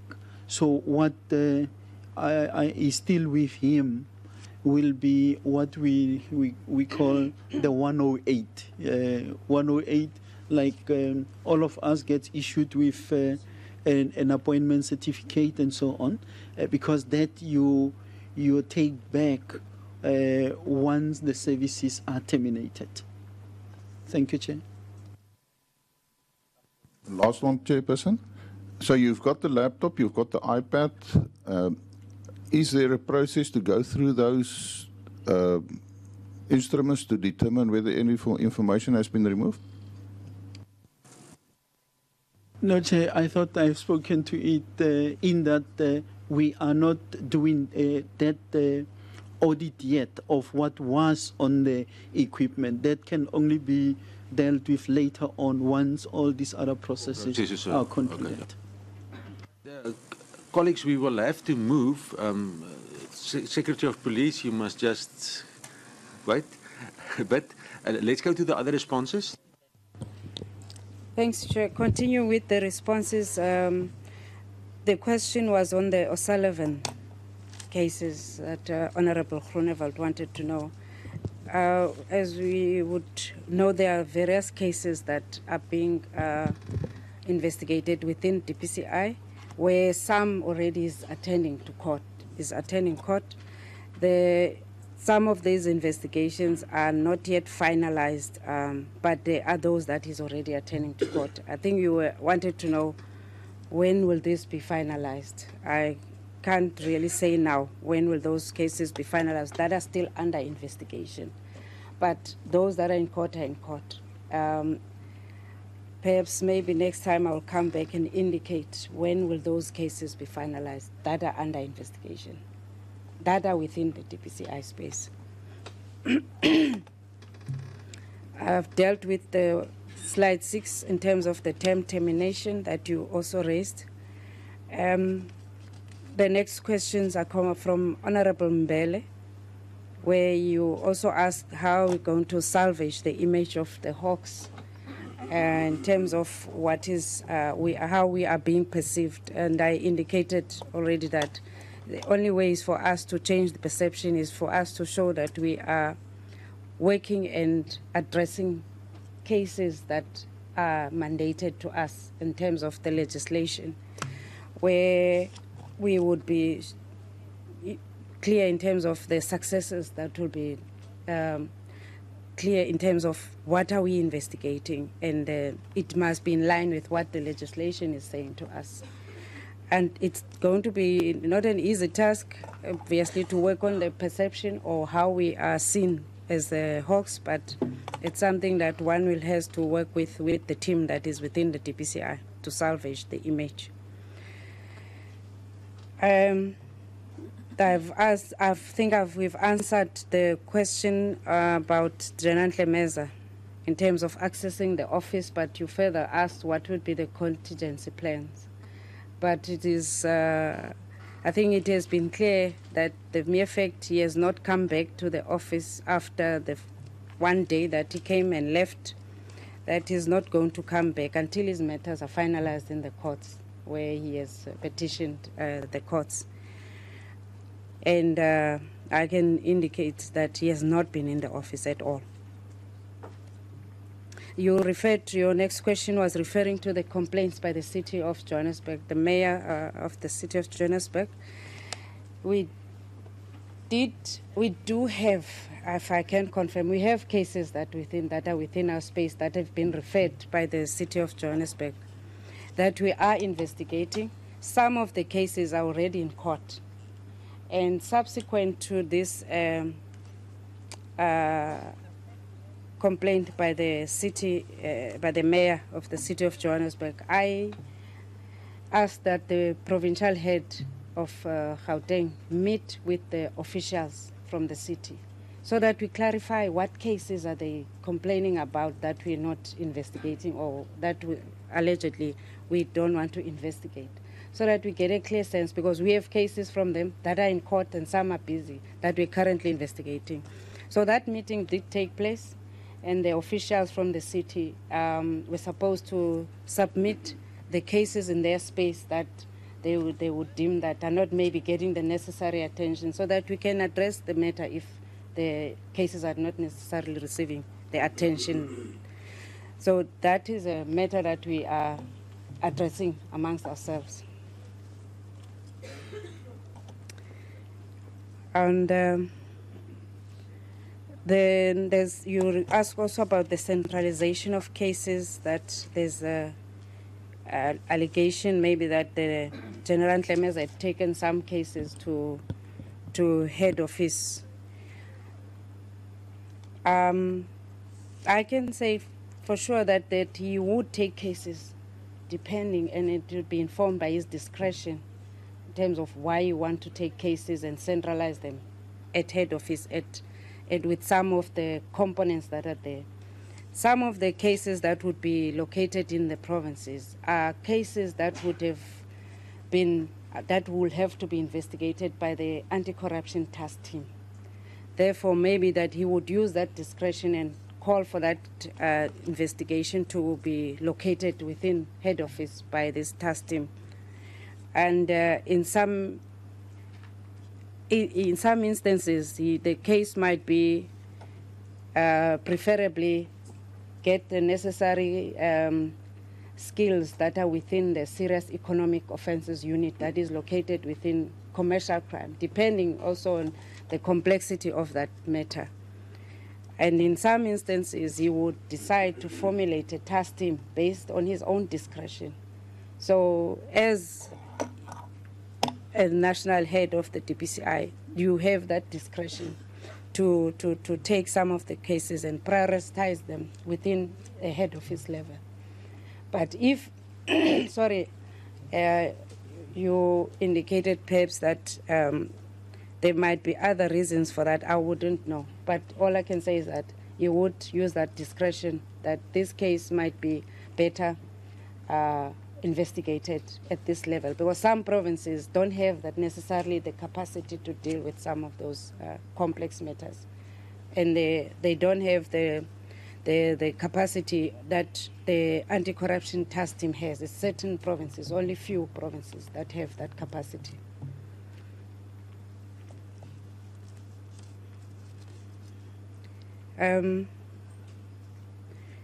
You also raised the question in terms of the establishment of the 2 units, in terms of when will they be fully capacitated. As we had come the last time we appeared here, in terms of the capacitation of those 2 units, we did indicate that the structure of DPCI is approved, and therefore organizational development is working to do that breakdown so that we know what would be the full capacity. And in the last appearance, when we gave progress, they undertook to do that, and they're currently doing that because we need to make sure that within the approved structure there is a clear breakdown of how many per province must we have and the different levels in the provinces. So that is something that organizational development is currently working on. I will await the finalization of that process. Yeah, thank you very much. At this stage, we're going to break for tea for 7 minutes. We will come back with the responses of the general and follow-ups. 7 minutes. Thank you very much.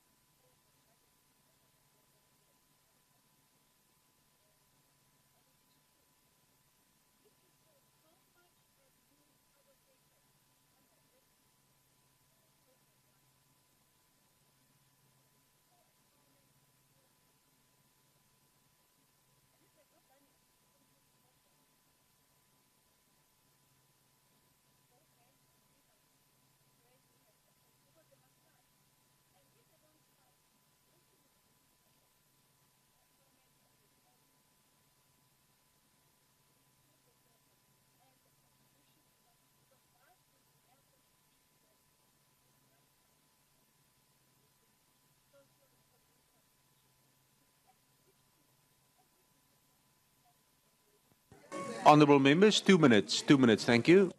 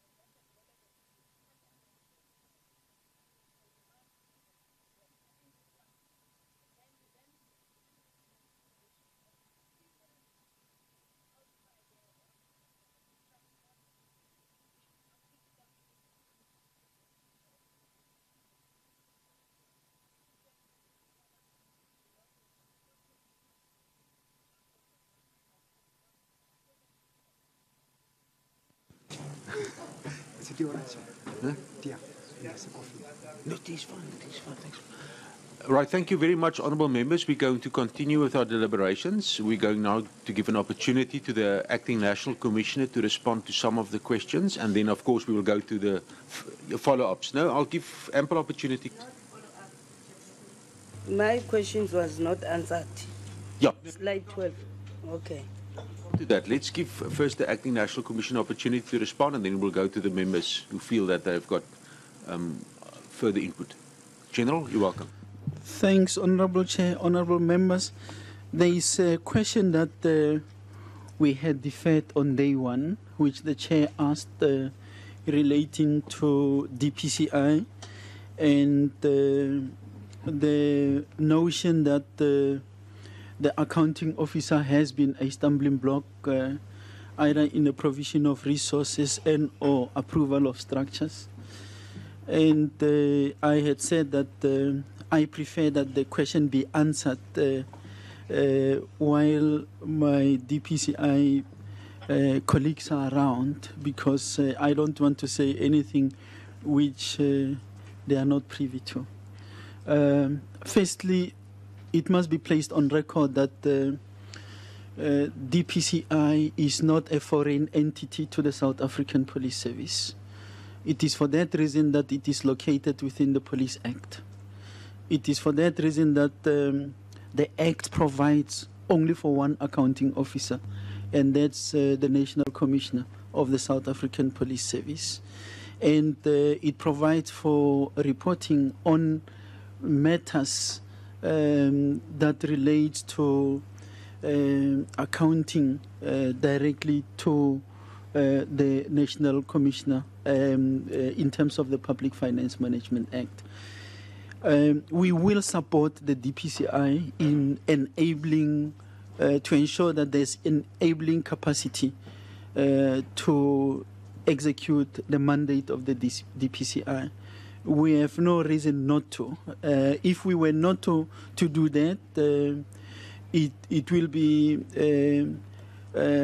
unfortunate, because then we will be disadvantaging ourselves and going against the policies of government, which can never be acceptable. So at no point will I, in my capacity as an accounting officer, have not given preference to any issues that were tabled with me by the DPCI. If you recall, Honourable Chair and Honourable Members, I think it was during our last appearance when we were presenting the APP, there was a question that was asked on the finalization of the structure. There was, if you go to those minutes, specific reference by the national head of the DPCI, who said, together with the National Commissioner, we are working on this matter. We believe that by the 15th of December, we will have finalized the issue relating to the structure. I followed up on that because by the 15th there was no delivery. I think somewhere early in the year, I saw the national head and the deputy national head on the issue related to the structure, where we deliberated and refined that structure. So what I was expecting to see following that engagement was the final version, which was to be sent off to the minister for sign off. I'm yet to see it. So I was surprised when I've learned through the media that the accounting officer is a stumbling block. We will ensure compliance with the Act. We have got no reason to work against each other. I think we have got more reason why we should work together, especially to ensure that we expedite the processes and allow the execution of the mandate. So I just thought I needed to clarify that part. The second issue that Chair, the acting head has responded to was with regard to the establishment of a program or DPCI as a vote on its own and so on. Chair, I'm not aware of any submissions, new submissions to any level following the position that was communicated to us by National Treasury. The last documents which we consider to be the official position was communicated on the, I think it's the 16th. There was a document first, the one of the 10th of July 2015, which was directed to the National Commissioner. General Pierre was still in the office on that, which simply did not favor that position. And June the 16th last year, we have received this one came following a submission by General Ntlemeza from National Treasury, which communicated the position to maintain the status quo. But I saw in that provision that there could still be some work which has been done. I'm trying to locate the document, which I don't find now. But that's where we are. As far as I'm concerned, I haven't seen any new submissions to Treasury. As the acting head was saying, the minister or the former minister was going to take the process forward. I'm not privy to all those details. Honourable Chair, honourable members, the other question was on the level of cases. When is that process going to be finalized? I actually forgot to touch base with her during the break to work on the timelines, but I do know that I have directed the acting head, the divisional commissioner of detective services, but also the Deputy National Commissioner for Human Resource, as well as the Divisional Commissioner Personnel, to expedite this because it is long overdue.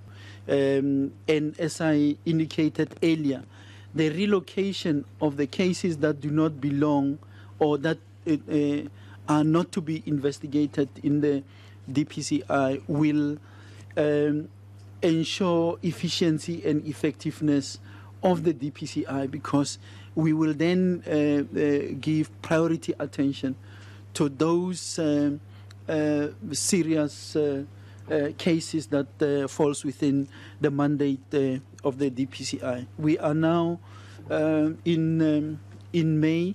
Let me undertake that by the end of June we should have finalized the process, because at least there is engagement which guarantees that we will have delivered on that. So if we allowed space, Chair, by the end of June, but that will not necessarily, it will be having finalized the position and the migration will then kick-start it following that the end of June timeline. There was a question, Chair, by Honourable Muller on the 77% in as far as the compensation budget is concerned. Like I have said, I think it was yesterday or the day before, that what takes the biggest chunk of the budget in any government department is employees' compensation. It ranges around 78%,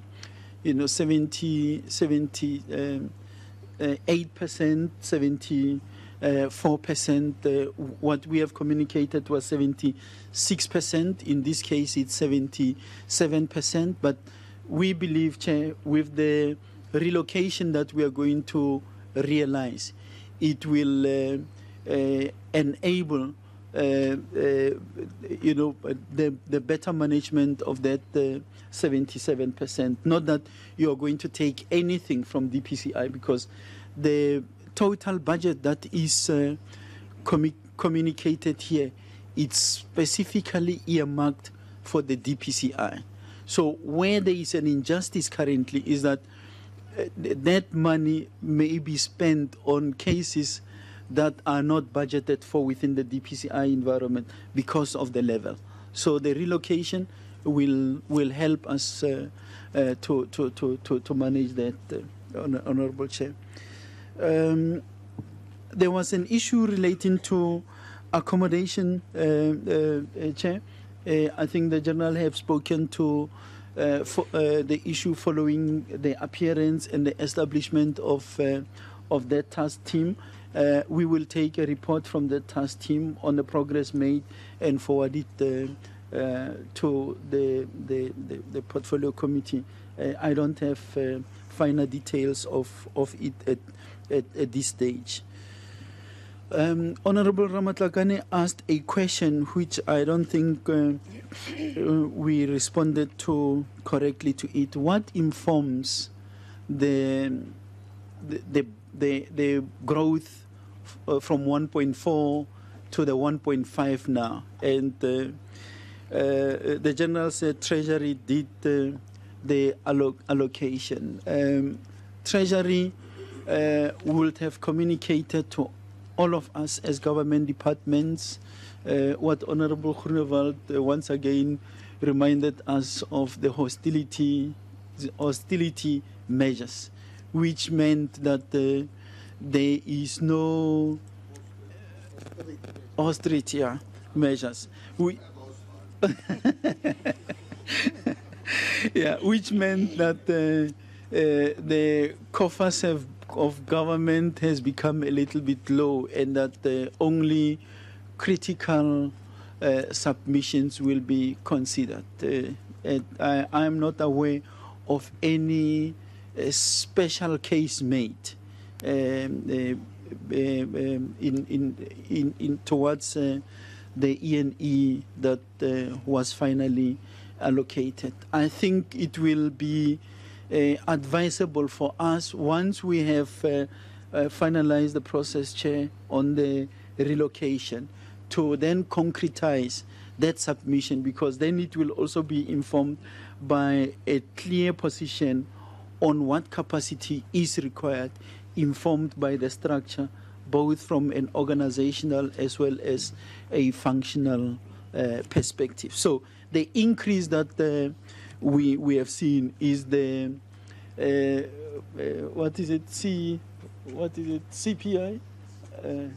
CPI, which will normally be coming our way, because we can't be expected to manage with the same 100 rands that we were managing with last year. I think, Chair, I've taken care of those that were outstanding. If there's something that I missed, we are more than willing to respond to it. Great. Members, those questions that's outstanding as well as second round. But if we can keep it concise, no, let's say, speeches, Sure, no, thanks, Chair. Just one, Chair. I just wanted to find out, unfortunately, I came a bit late, whether then the projects, like, for example, the Kruger National Park projects, have also been catered for, so that as we engage moving forward, we won't actually then cry over spilled waters as well. Honourable Rapnakane.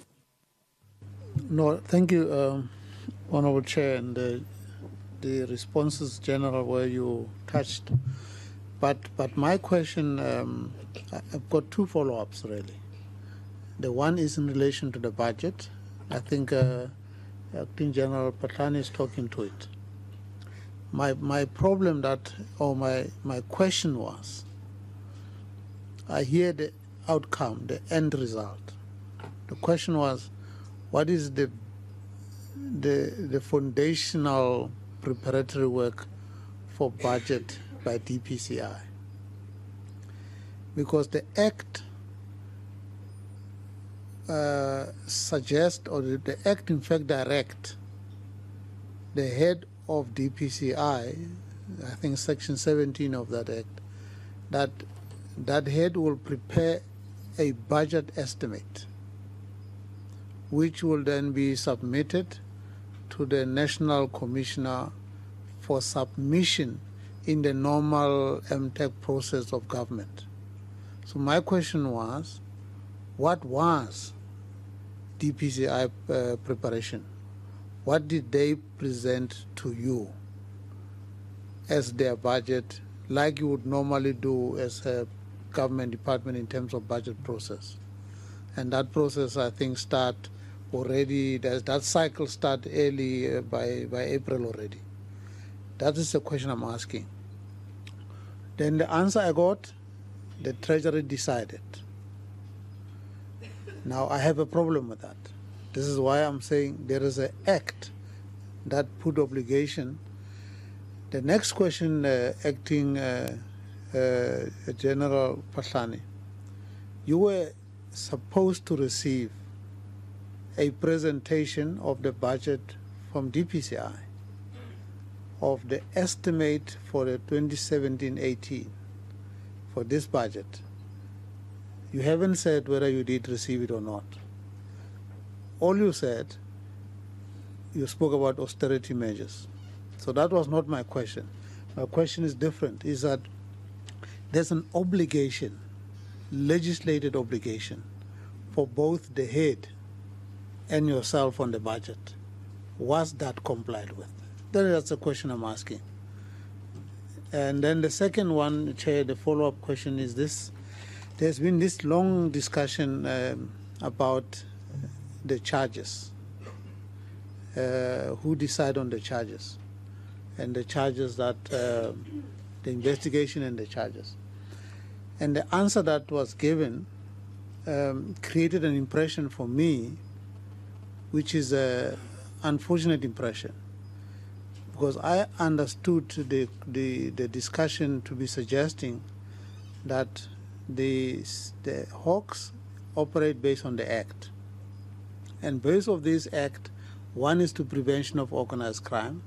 It tells you what is going to be considered as an organized crime, the activities, for which if there is something untoward that somebody is committed, you would say you have a charge or case to answer, and that case to answer is in relation to this particular act.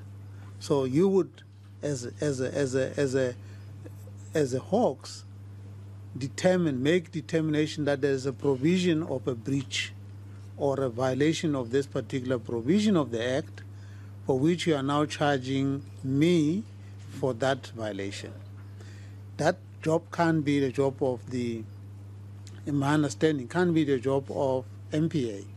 MPA would say, for us to be successful in this case, you as a police investigating person, you've got to satisfy these questions. These are the questions that you must go and answer in your docket, because they are not necessarily specified. Why are you saying there is a provision, this provision is breached? Based on what you are charging me for. It can't be the other way around, that MPA would do the charges, but they will say In this one, we're not going to succeed. These charges are 5 of them, or charges and attachment of the charges, this one. But it can't be the job. Am I right? It cannot be the job of the NPA to decide on that charge. You are the charging authority, makes the determination upfront of that particular violation. The explanation went the other way, that no, it is not quite us. It's more of a negotiated issue between us and NPA. Am I right, or am I completely wrong in my understanding? I may be wrong, but the way I understand, the charging authority here that makes sure that the law is complied with is the police and yourself. That's where the charges emanating from. Yeah, I'll come back, Honourable Mula, and then Honourable Mulabatsi, and then Honourable Groenewald. Thank you, Chairperson. General Matagata, as you are a new acting national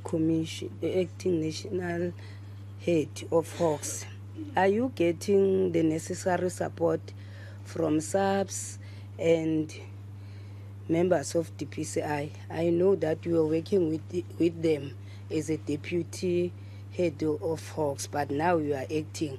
Are they giving you the necessary support? My second question is, in slide 18, you said DPCI to conduct community outreach programs. When was you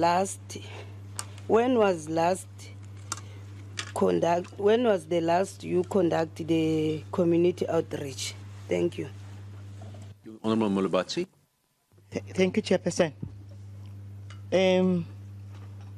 The notorious Pastor Timothy, I'm not sure of his surname, the one who got arrested last week in PE. This morning on SAFM, it was said he was receiving constant information from the Hawks before he got arrested. Do you know of such an activity? My second one is on the Senzo Meia case. I know I'm going to stress General Patlani now. The case is now with the Hawks, as I understand. Are we going to see some arrest effected soon? My third one is, did you get the necessary handover when you got into the office? Thanks, Chair. Honourable Groenewald, then Honourable Shlongu, and Honourable... Thank you, Chair. No, Chair, my question or follow-up is also linked with what the Honourable Ramatlakane has asked now. But I also want to know, because, you know, before we had the Hawks, we had the Scorpions. And the main reason, or one of the main, the main reason for the success was the coordination and the joint investigation between members of the Scorpions then and the prosecuting authority. They actually work together to ensure that they have a successful case when they go to court. So I'd also just want to hear, when the Honourable Ramakatlakane's question has been asked, is that relation, well, I mean, it's not formal the same, but it's part of, is it still part of that relation? Thanks. No, Chairperson, I don't really think that we can change this meeting into a workshop of what the Hawks need to be doing, because we are not going to achieve a single thing there. I think it will be better to say, because the response that we got, really, it made me feel to say, when we have got such advanced criminals, the question that we need to ask as a committee, is this unit really well positioned and ready to deal and tackle those in their organized form as they stand? When you can have leadership saying, no, we don't necessarily prefer charges on individuals, only those who represent the state, like the NPA, and it means there is a long way to go there in terms of capacity. There is a long way. It's like you are talking to a child who's doing first year, and yet we have got the house burning. Chairperson, I cannot, I know if and only if we don't take or arrest the situation head on, and we have got this build-up happening, for example, in KZN. You know, before 1994 what happened. That province, I know, I'm from that province. And you don't actually then arrest the situation. You make people feel that they are bosses when they are just claiming lives, maiming people the way they want. Because we have got this incapacity at this level. As much as I differed with General Poison, but at least he went toe-to-toe, toe-to-toe with those assassins in that province, and then they had something to be fearful of. But if we have got such a state of disorganization here, the way I can see it, Chairperson, it will smack on our face. We will go and cry to the uniform division of police, when in fact our DPCI will only be playing the joke that we have seen taking place without. It will be better, Chairperson, that you go and meet with the powers that be, so that you settle this thing, and then we get something that can actually then work. Otherwise, I can see a lot of contradictions here, and I am quite convinced we will be lamenting and lamenting and lamenting, and that's why then I said, here is General Cruz. He went down, sent by the Acting National Commissioner to KZN, commanding the National Intervention Unit. Criminals who had actually maimed people were arrested.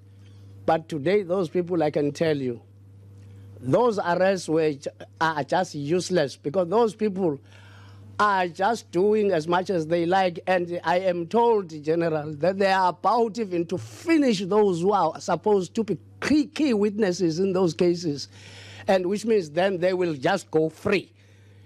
And we will then come back and lament that the prosecutors are doing this, criminal justice system is not, when in fact we allow this thing to actually come and smack on our faces.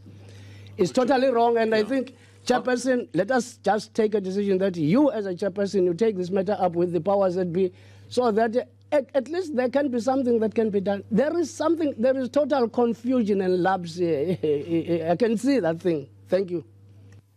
Well, Honourable Mhlongo, it's part of our business that we must make recommendations in our report, and next week we will utilize that process to address those issues. Honourable Mbele, you will be the last. Is there any other questions before we move to the conclusion and then to the Secretariat? Thank you, Chair. Just two from my side. The first one is in relation to the matter of the so-called coup plot case. Is from what I understand and from my perspective, that incident, which I believe is an isolated one, so it's not, the end of the world, but in itself, it is an example of what I would call a system failure.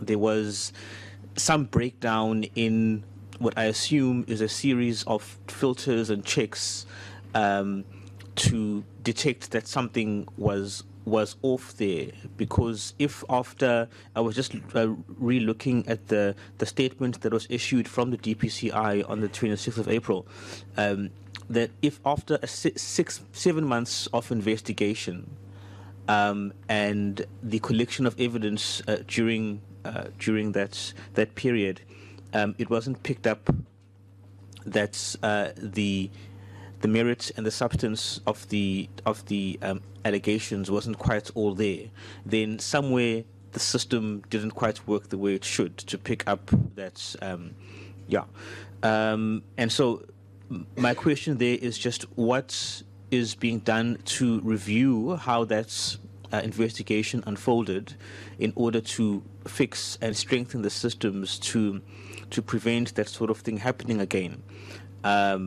I'm thinking of an analogy where I think some, if not all, of the members of the committee, at times we receive calls or correspondence or complaints from members of the public, and after a while you realize that you're dealing with what I call a wombat.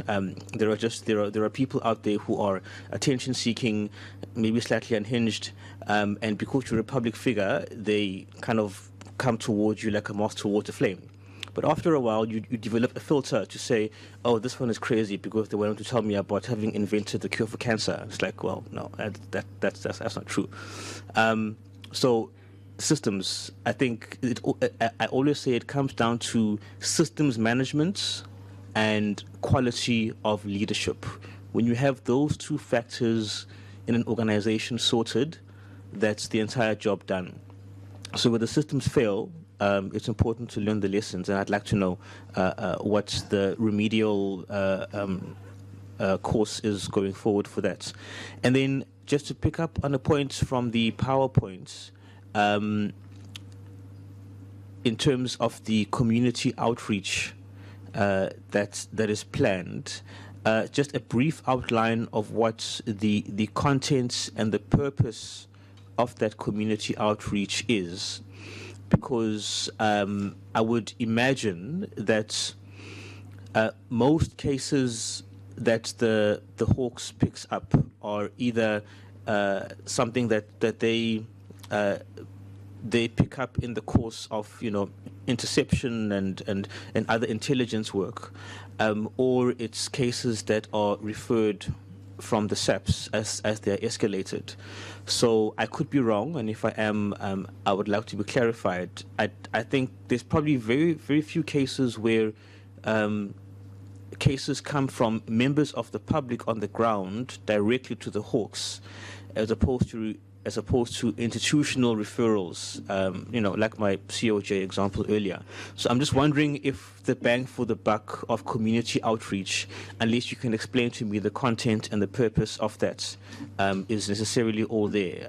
If we're being squeezed on the one hand around ensuring speedy and full establishment of the specialized units, I would think that community outreach probably isn't the most important priority, and that trade-off needs to be reviewed.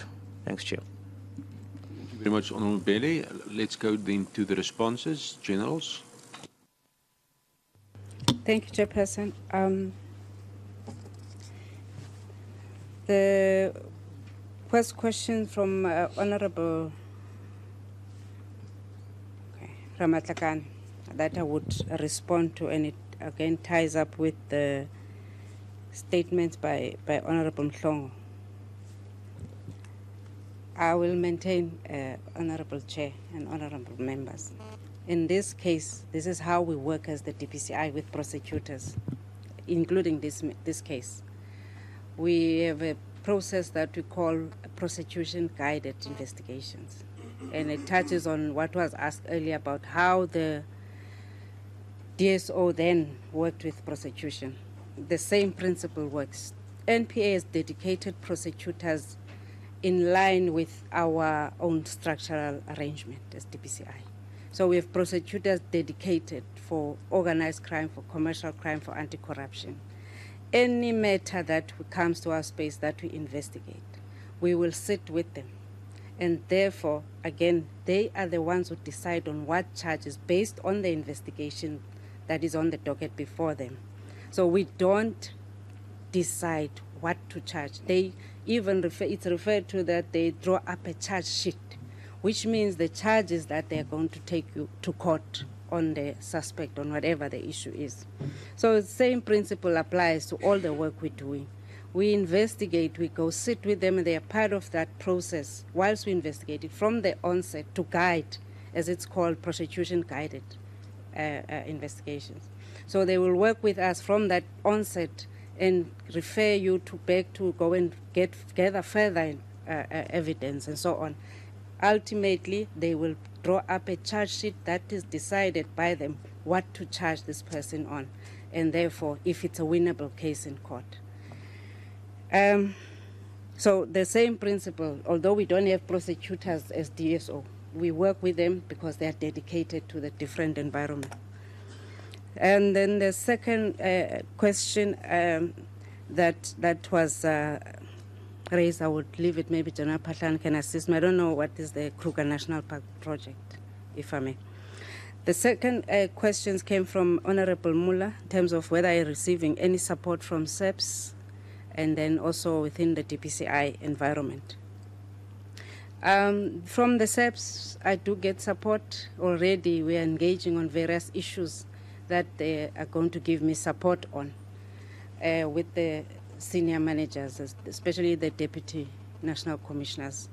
So that support is then from the national commissioner in terms of how we move forward, in terms of all the work that needs to be done within the environment, and especially where we know that from an administrative and support point of view, we still have to comply with some of the regulations in the environment in terms of the SEPS regulations. So that support is there. Within the DPCI, there is support because we have to continue with the work that is in front of us. And I've worked with the management that is there in the DPCI. To answer the question that's followed on the awareness campaign, and you asked the question when last. Currently, this financial year, we have not had any awareness campaigns, and I would want to link this with the question maybe that was asked by Honorable Mbele to explain what community outreach is. For us, it was supposed to be about awareness campaigns that we take to communities. What we do, we look at in each province, all provincial heads would have community that, even if 4 per year, awareness campaigns on various issues that we need to bring to the attention of the communities. It would be maybe on human trafficking, if there's prevalence in that area or province. It would be on corruption, where we would target specific target groups, especially some departments or municipalities, because we see the prevalence of those challenges. It would be on maybe pyramid schemes, where we know people are being targeted and they might not be understanding some of these challenges. So we have various of those, and on drugs and so on. So each province would have those kinds of awareness campaigns. Besides us just also targeting the media houses or go and have interviews, but we go to the communities and try and bring those messages for them to understand some of these challenges. So that is what perhaps the community outreach was about, is the awareness campaigns we conduct in the different areas in the country. The question from Honorable Malibatsi. First, you asked about the minister, the pastor Omatosho, who was arrested. Unfortunately, I didn't follow what he said today in terms of the case, but you indicated that he has been receiving constant information from the Hawks.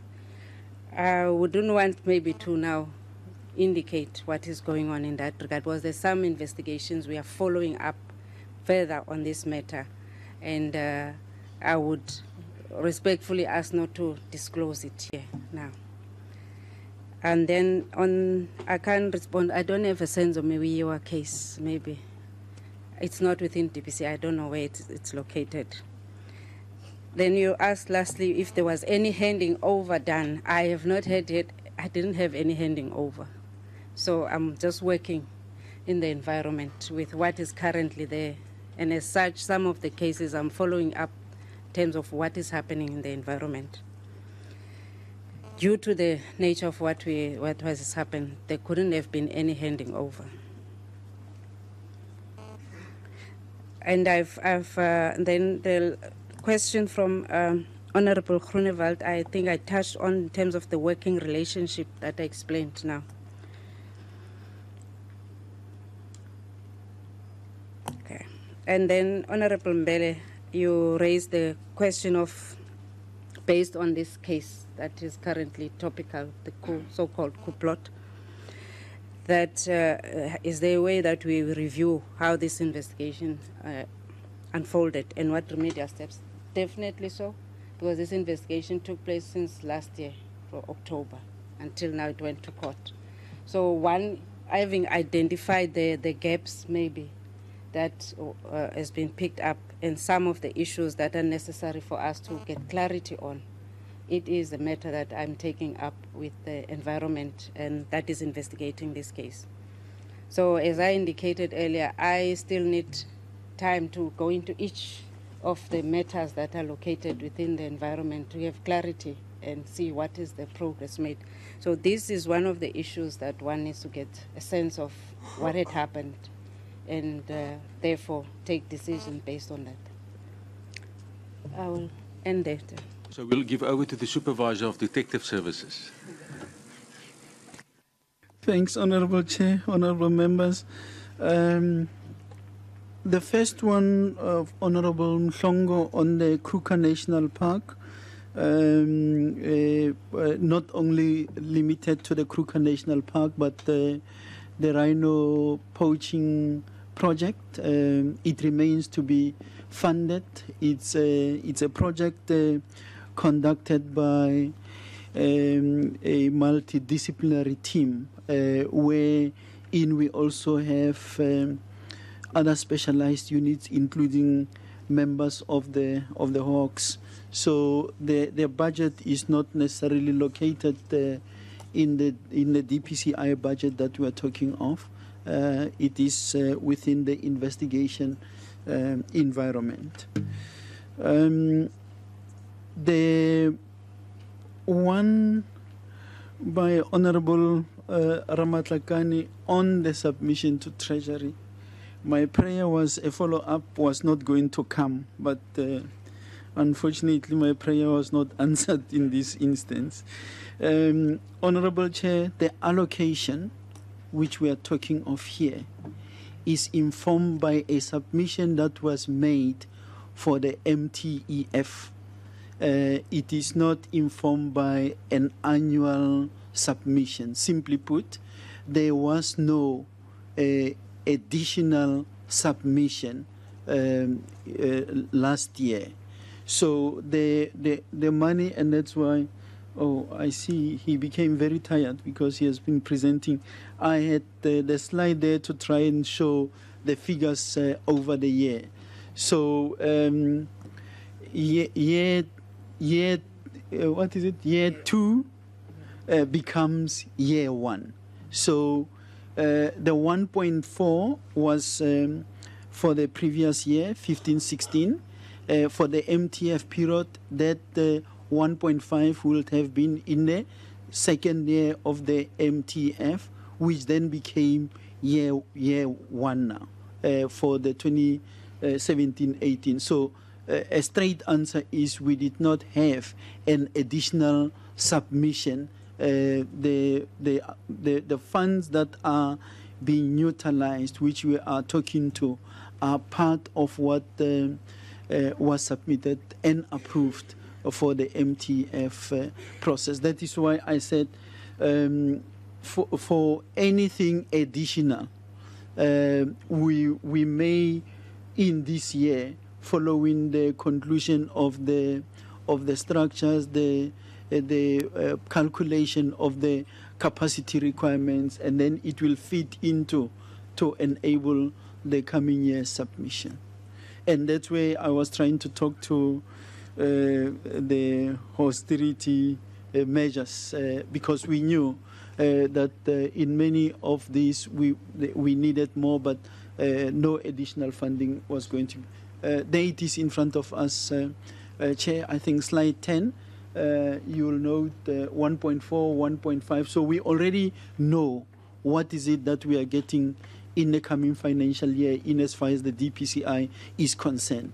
If that was to change, it will be changed by an additional submission making a compelling case why that is not going to be adequate. But it was not the case for the current financial year.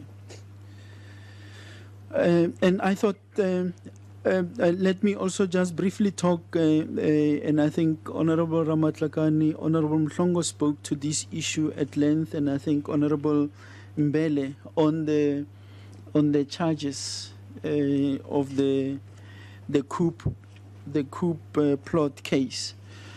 One lesson that we must learn out of this unfortunate incident is that we must refrain from conducting investigations through the media, because that which is being alleged and the facts that are proven to allow a docket to be submitted for a decision are far from each other. People make baseless, unfounded allegations, and we run with those stories in the media.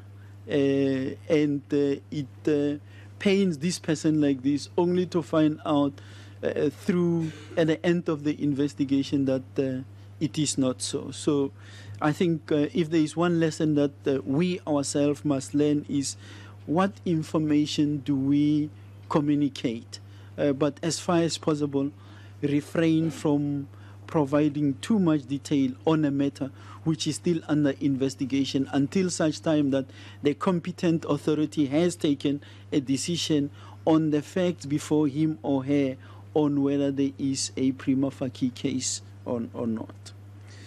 The one Honorable Mulemati of Senzo Meiwa, it's again a docket which is being allocated to DPCI by the media. One moment it's with the at some point I read about it from the media saying the docket was taken from Gauteng to the head office for inspection. Now I'm asking myself, why must a docket that is to be inspected to be communicated through the media? Because we have got that inspecting capacity at the level where that docket is. It doesn't go through a specific machine at head office. The same, process that we follow on each case gets followed. That case remains a case that is being investigated by the detective services and the Divisional Commissioner of Detective Services, Lieutenant General Nkomo, continues to follow up on the team that is doing the investigation. So it is not with DPCI, it remains with the detectives. There is a team that is dedicated to investigate the matter. Honorable Chair, I think General Matakata spoke to the handing over. There could not have been a handing over. As I said earlier, at an opportune moment, all those processes will be conducted. Thank you, sir. Thank you very much. We've come to the end of this session of our interaction with SAPS. I think there's maybe just two issues for going forward. Of course, we will take note of the input from the members in terms of the conclusion of our resolutions, but in terms of the SAPS Act, one issue that the DPCI must still attend to, and I think is the issue of the regulations. That's still outstanding, and I think in this short term until June, we maybe want to have a further engagement on this and other issues as well, but I think the regulations should be prioritized going forward, because they will also ensure that in terms of procedure, protocol, investigating cases, that there is clarity. This morning's discussion on the one hand also showed from members there is not. So I think the regulations in terms of the exact processes will contribute to that. So I think maybe Section 17 of the SAPS Act that we need to address all the outstanding issues. There's still for this committee to consider the salary scales of the head and the deputy head. That must still go to the National Assembly. So that's still outstanding. So there's also some issues we must address as a committee, but we will do that going forward. Thank you very much, General Batlane and your team, for the engagement this last 3 days. It was robust at some times, but it need to be. And I think we will then finalize the report in the coming week, and then we will see each other on the 23rd, I think, of May with the budget vote. We will also address the broader issues. So we will now immediately then, we will give 2 minutes for SAPS to vacate their seats, and then we'll ask the Secretariat of Police to come up to give their presentation. Thank you.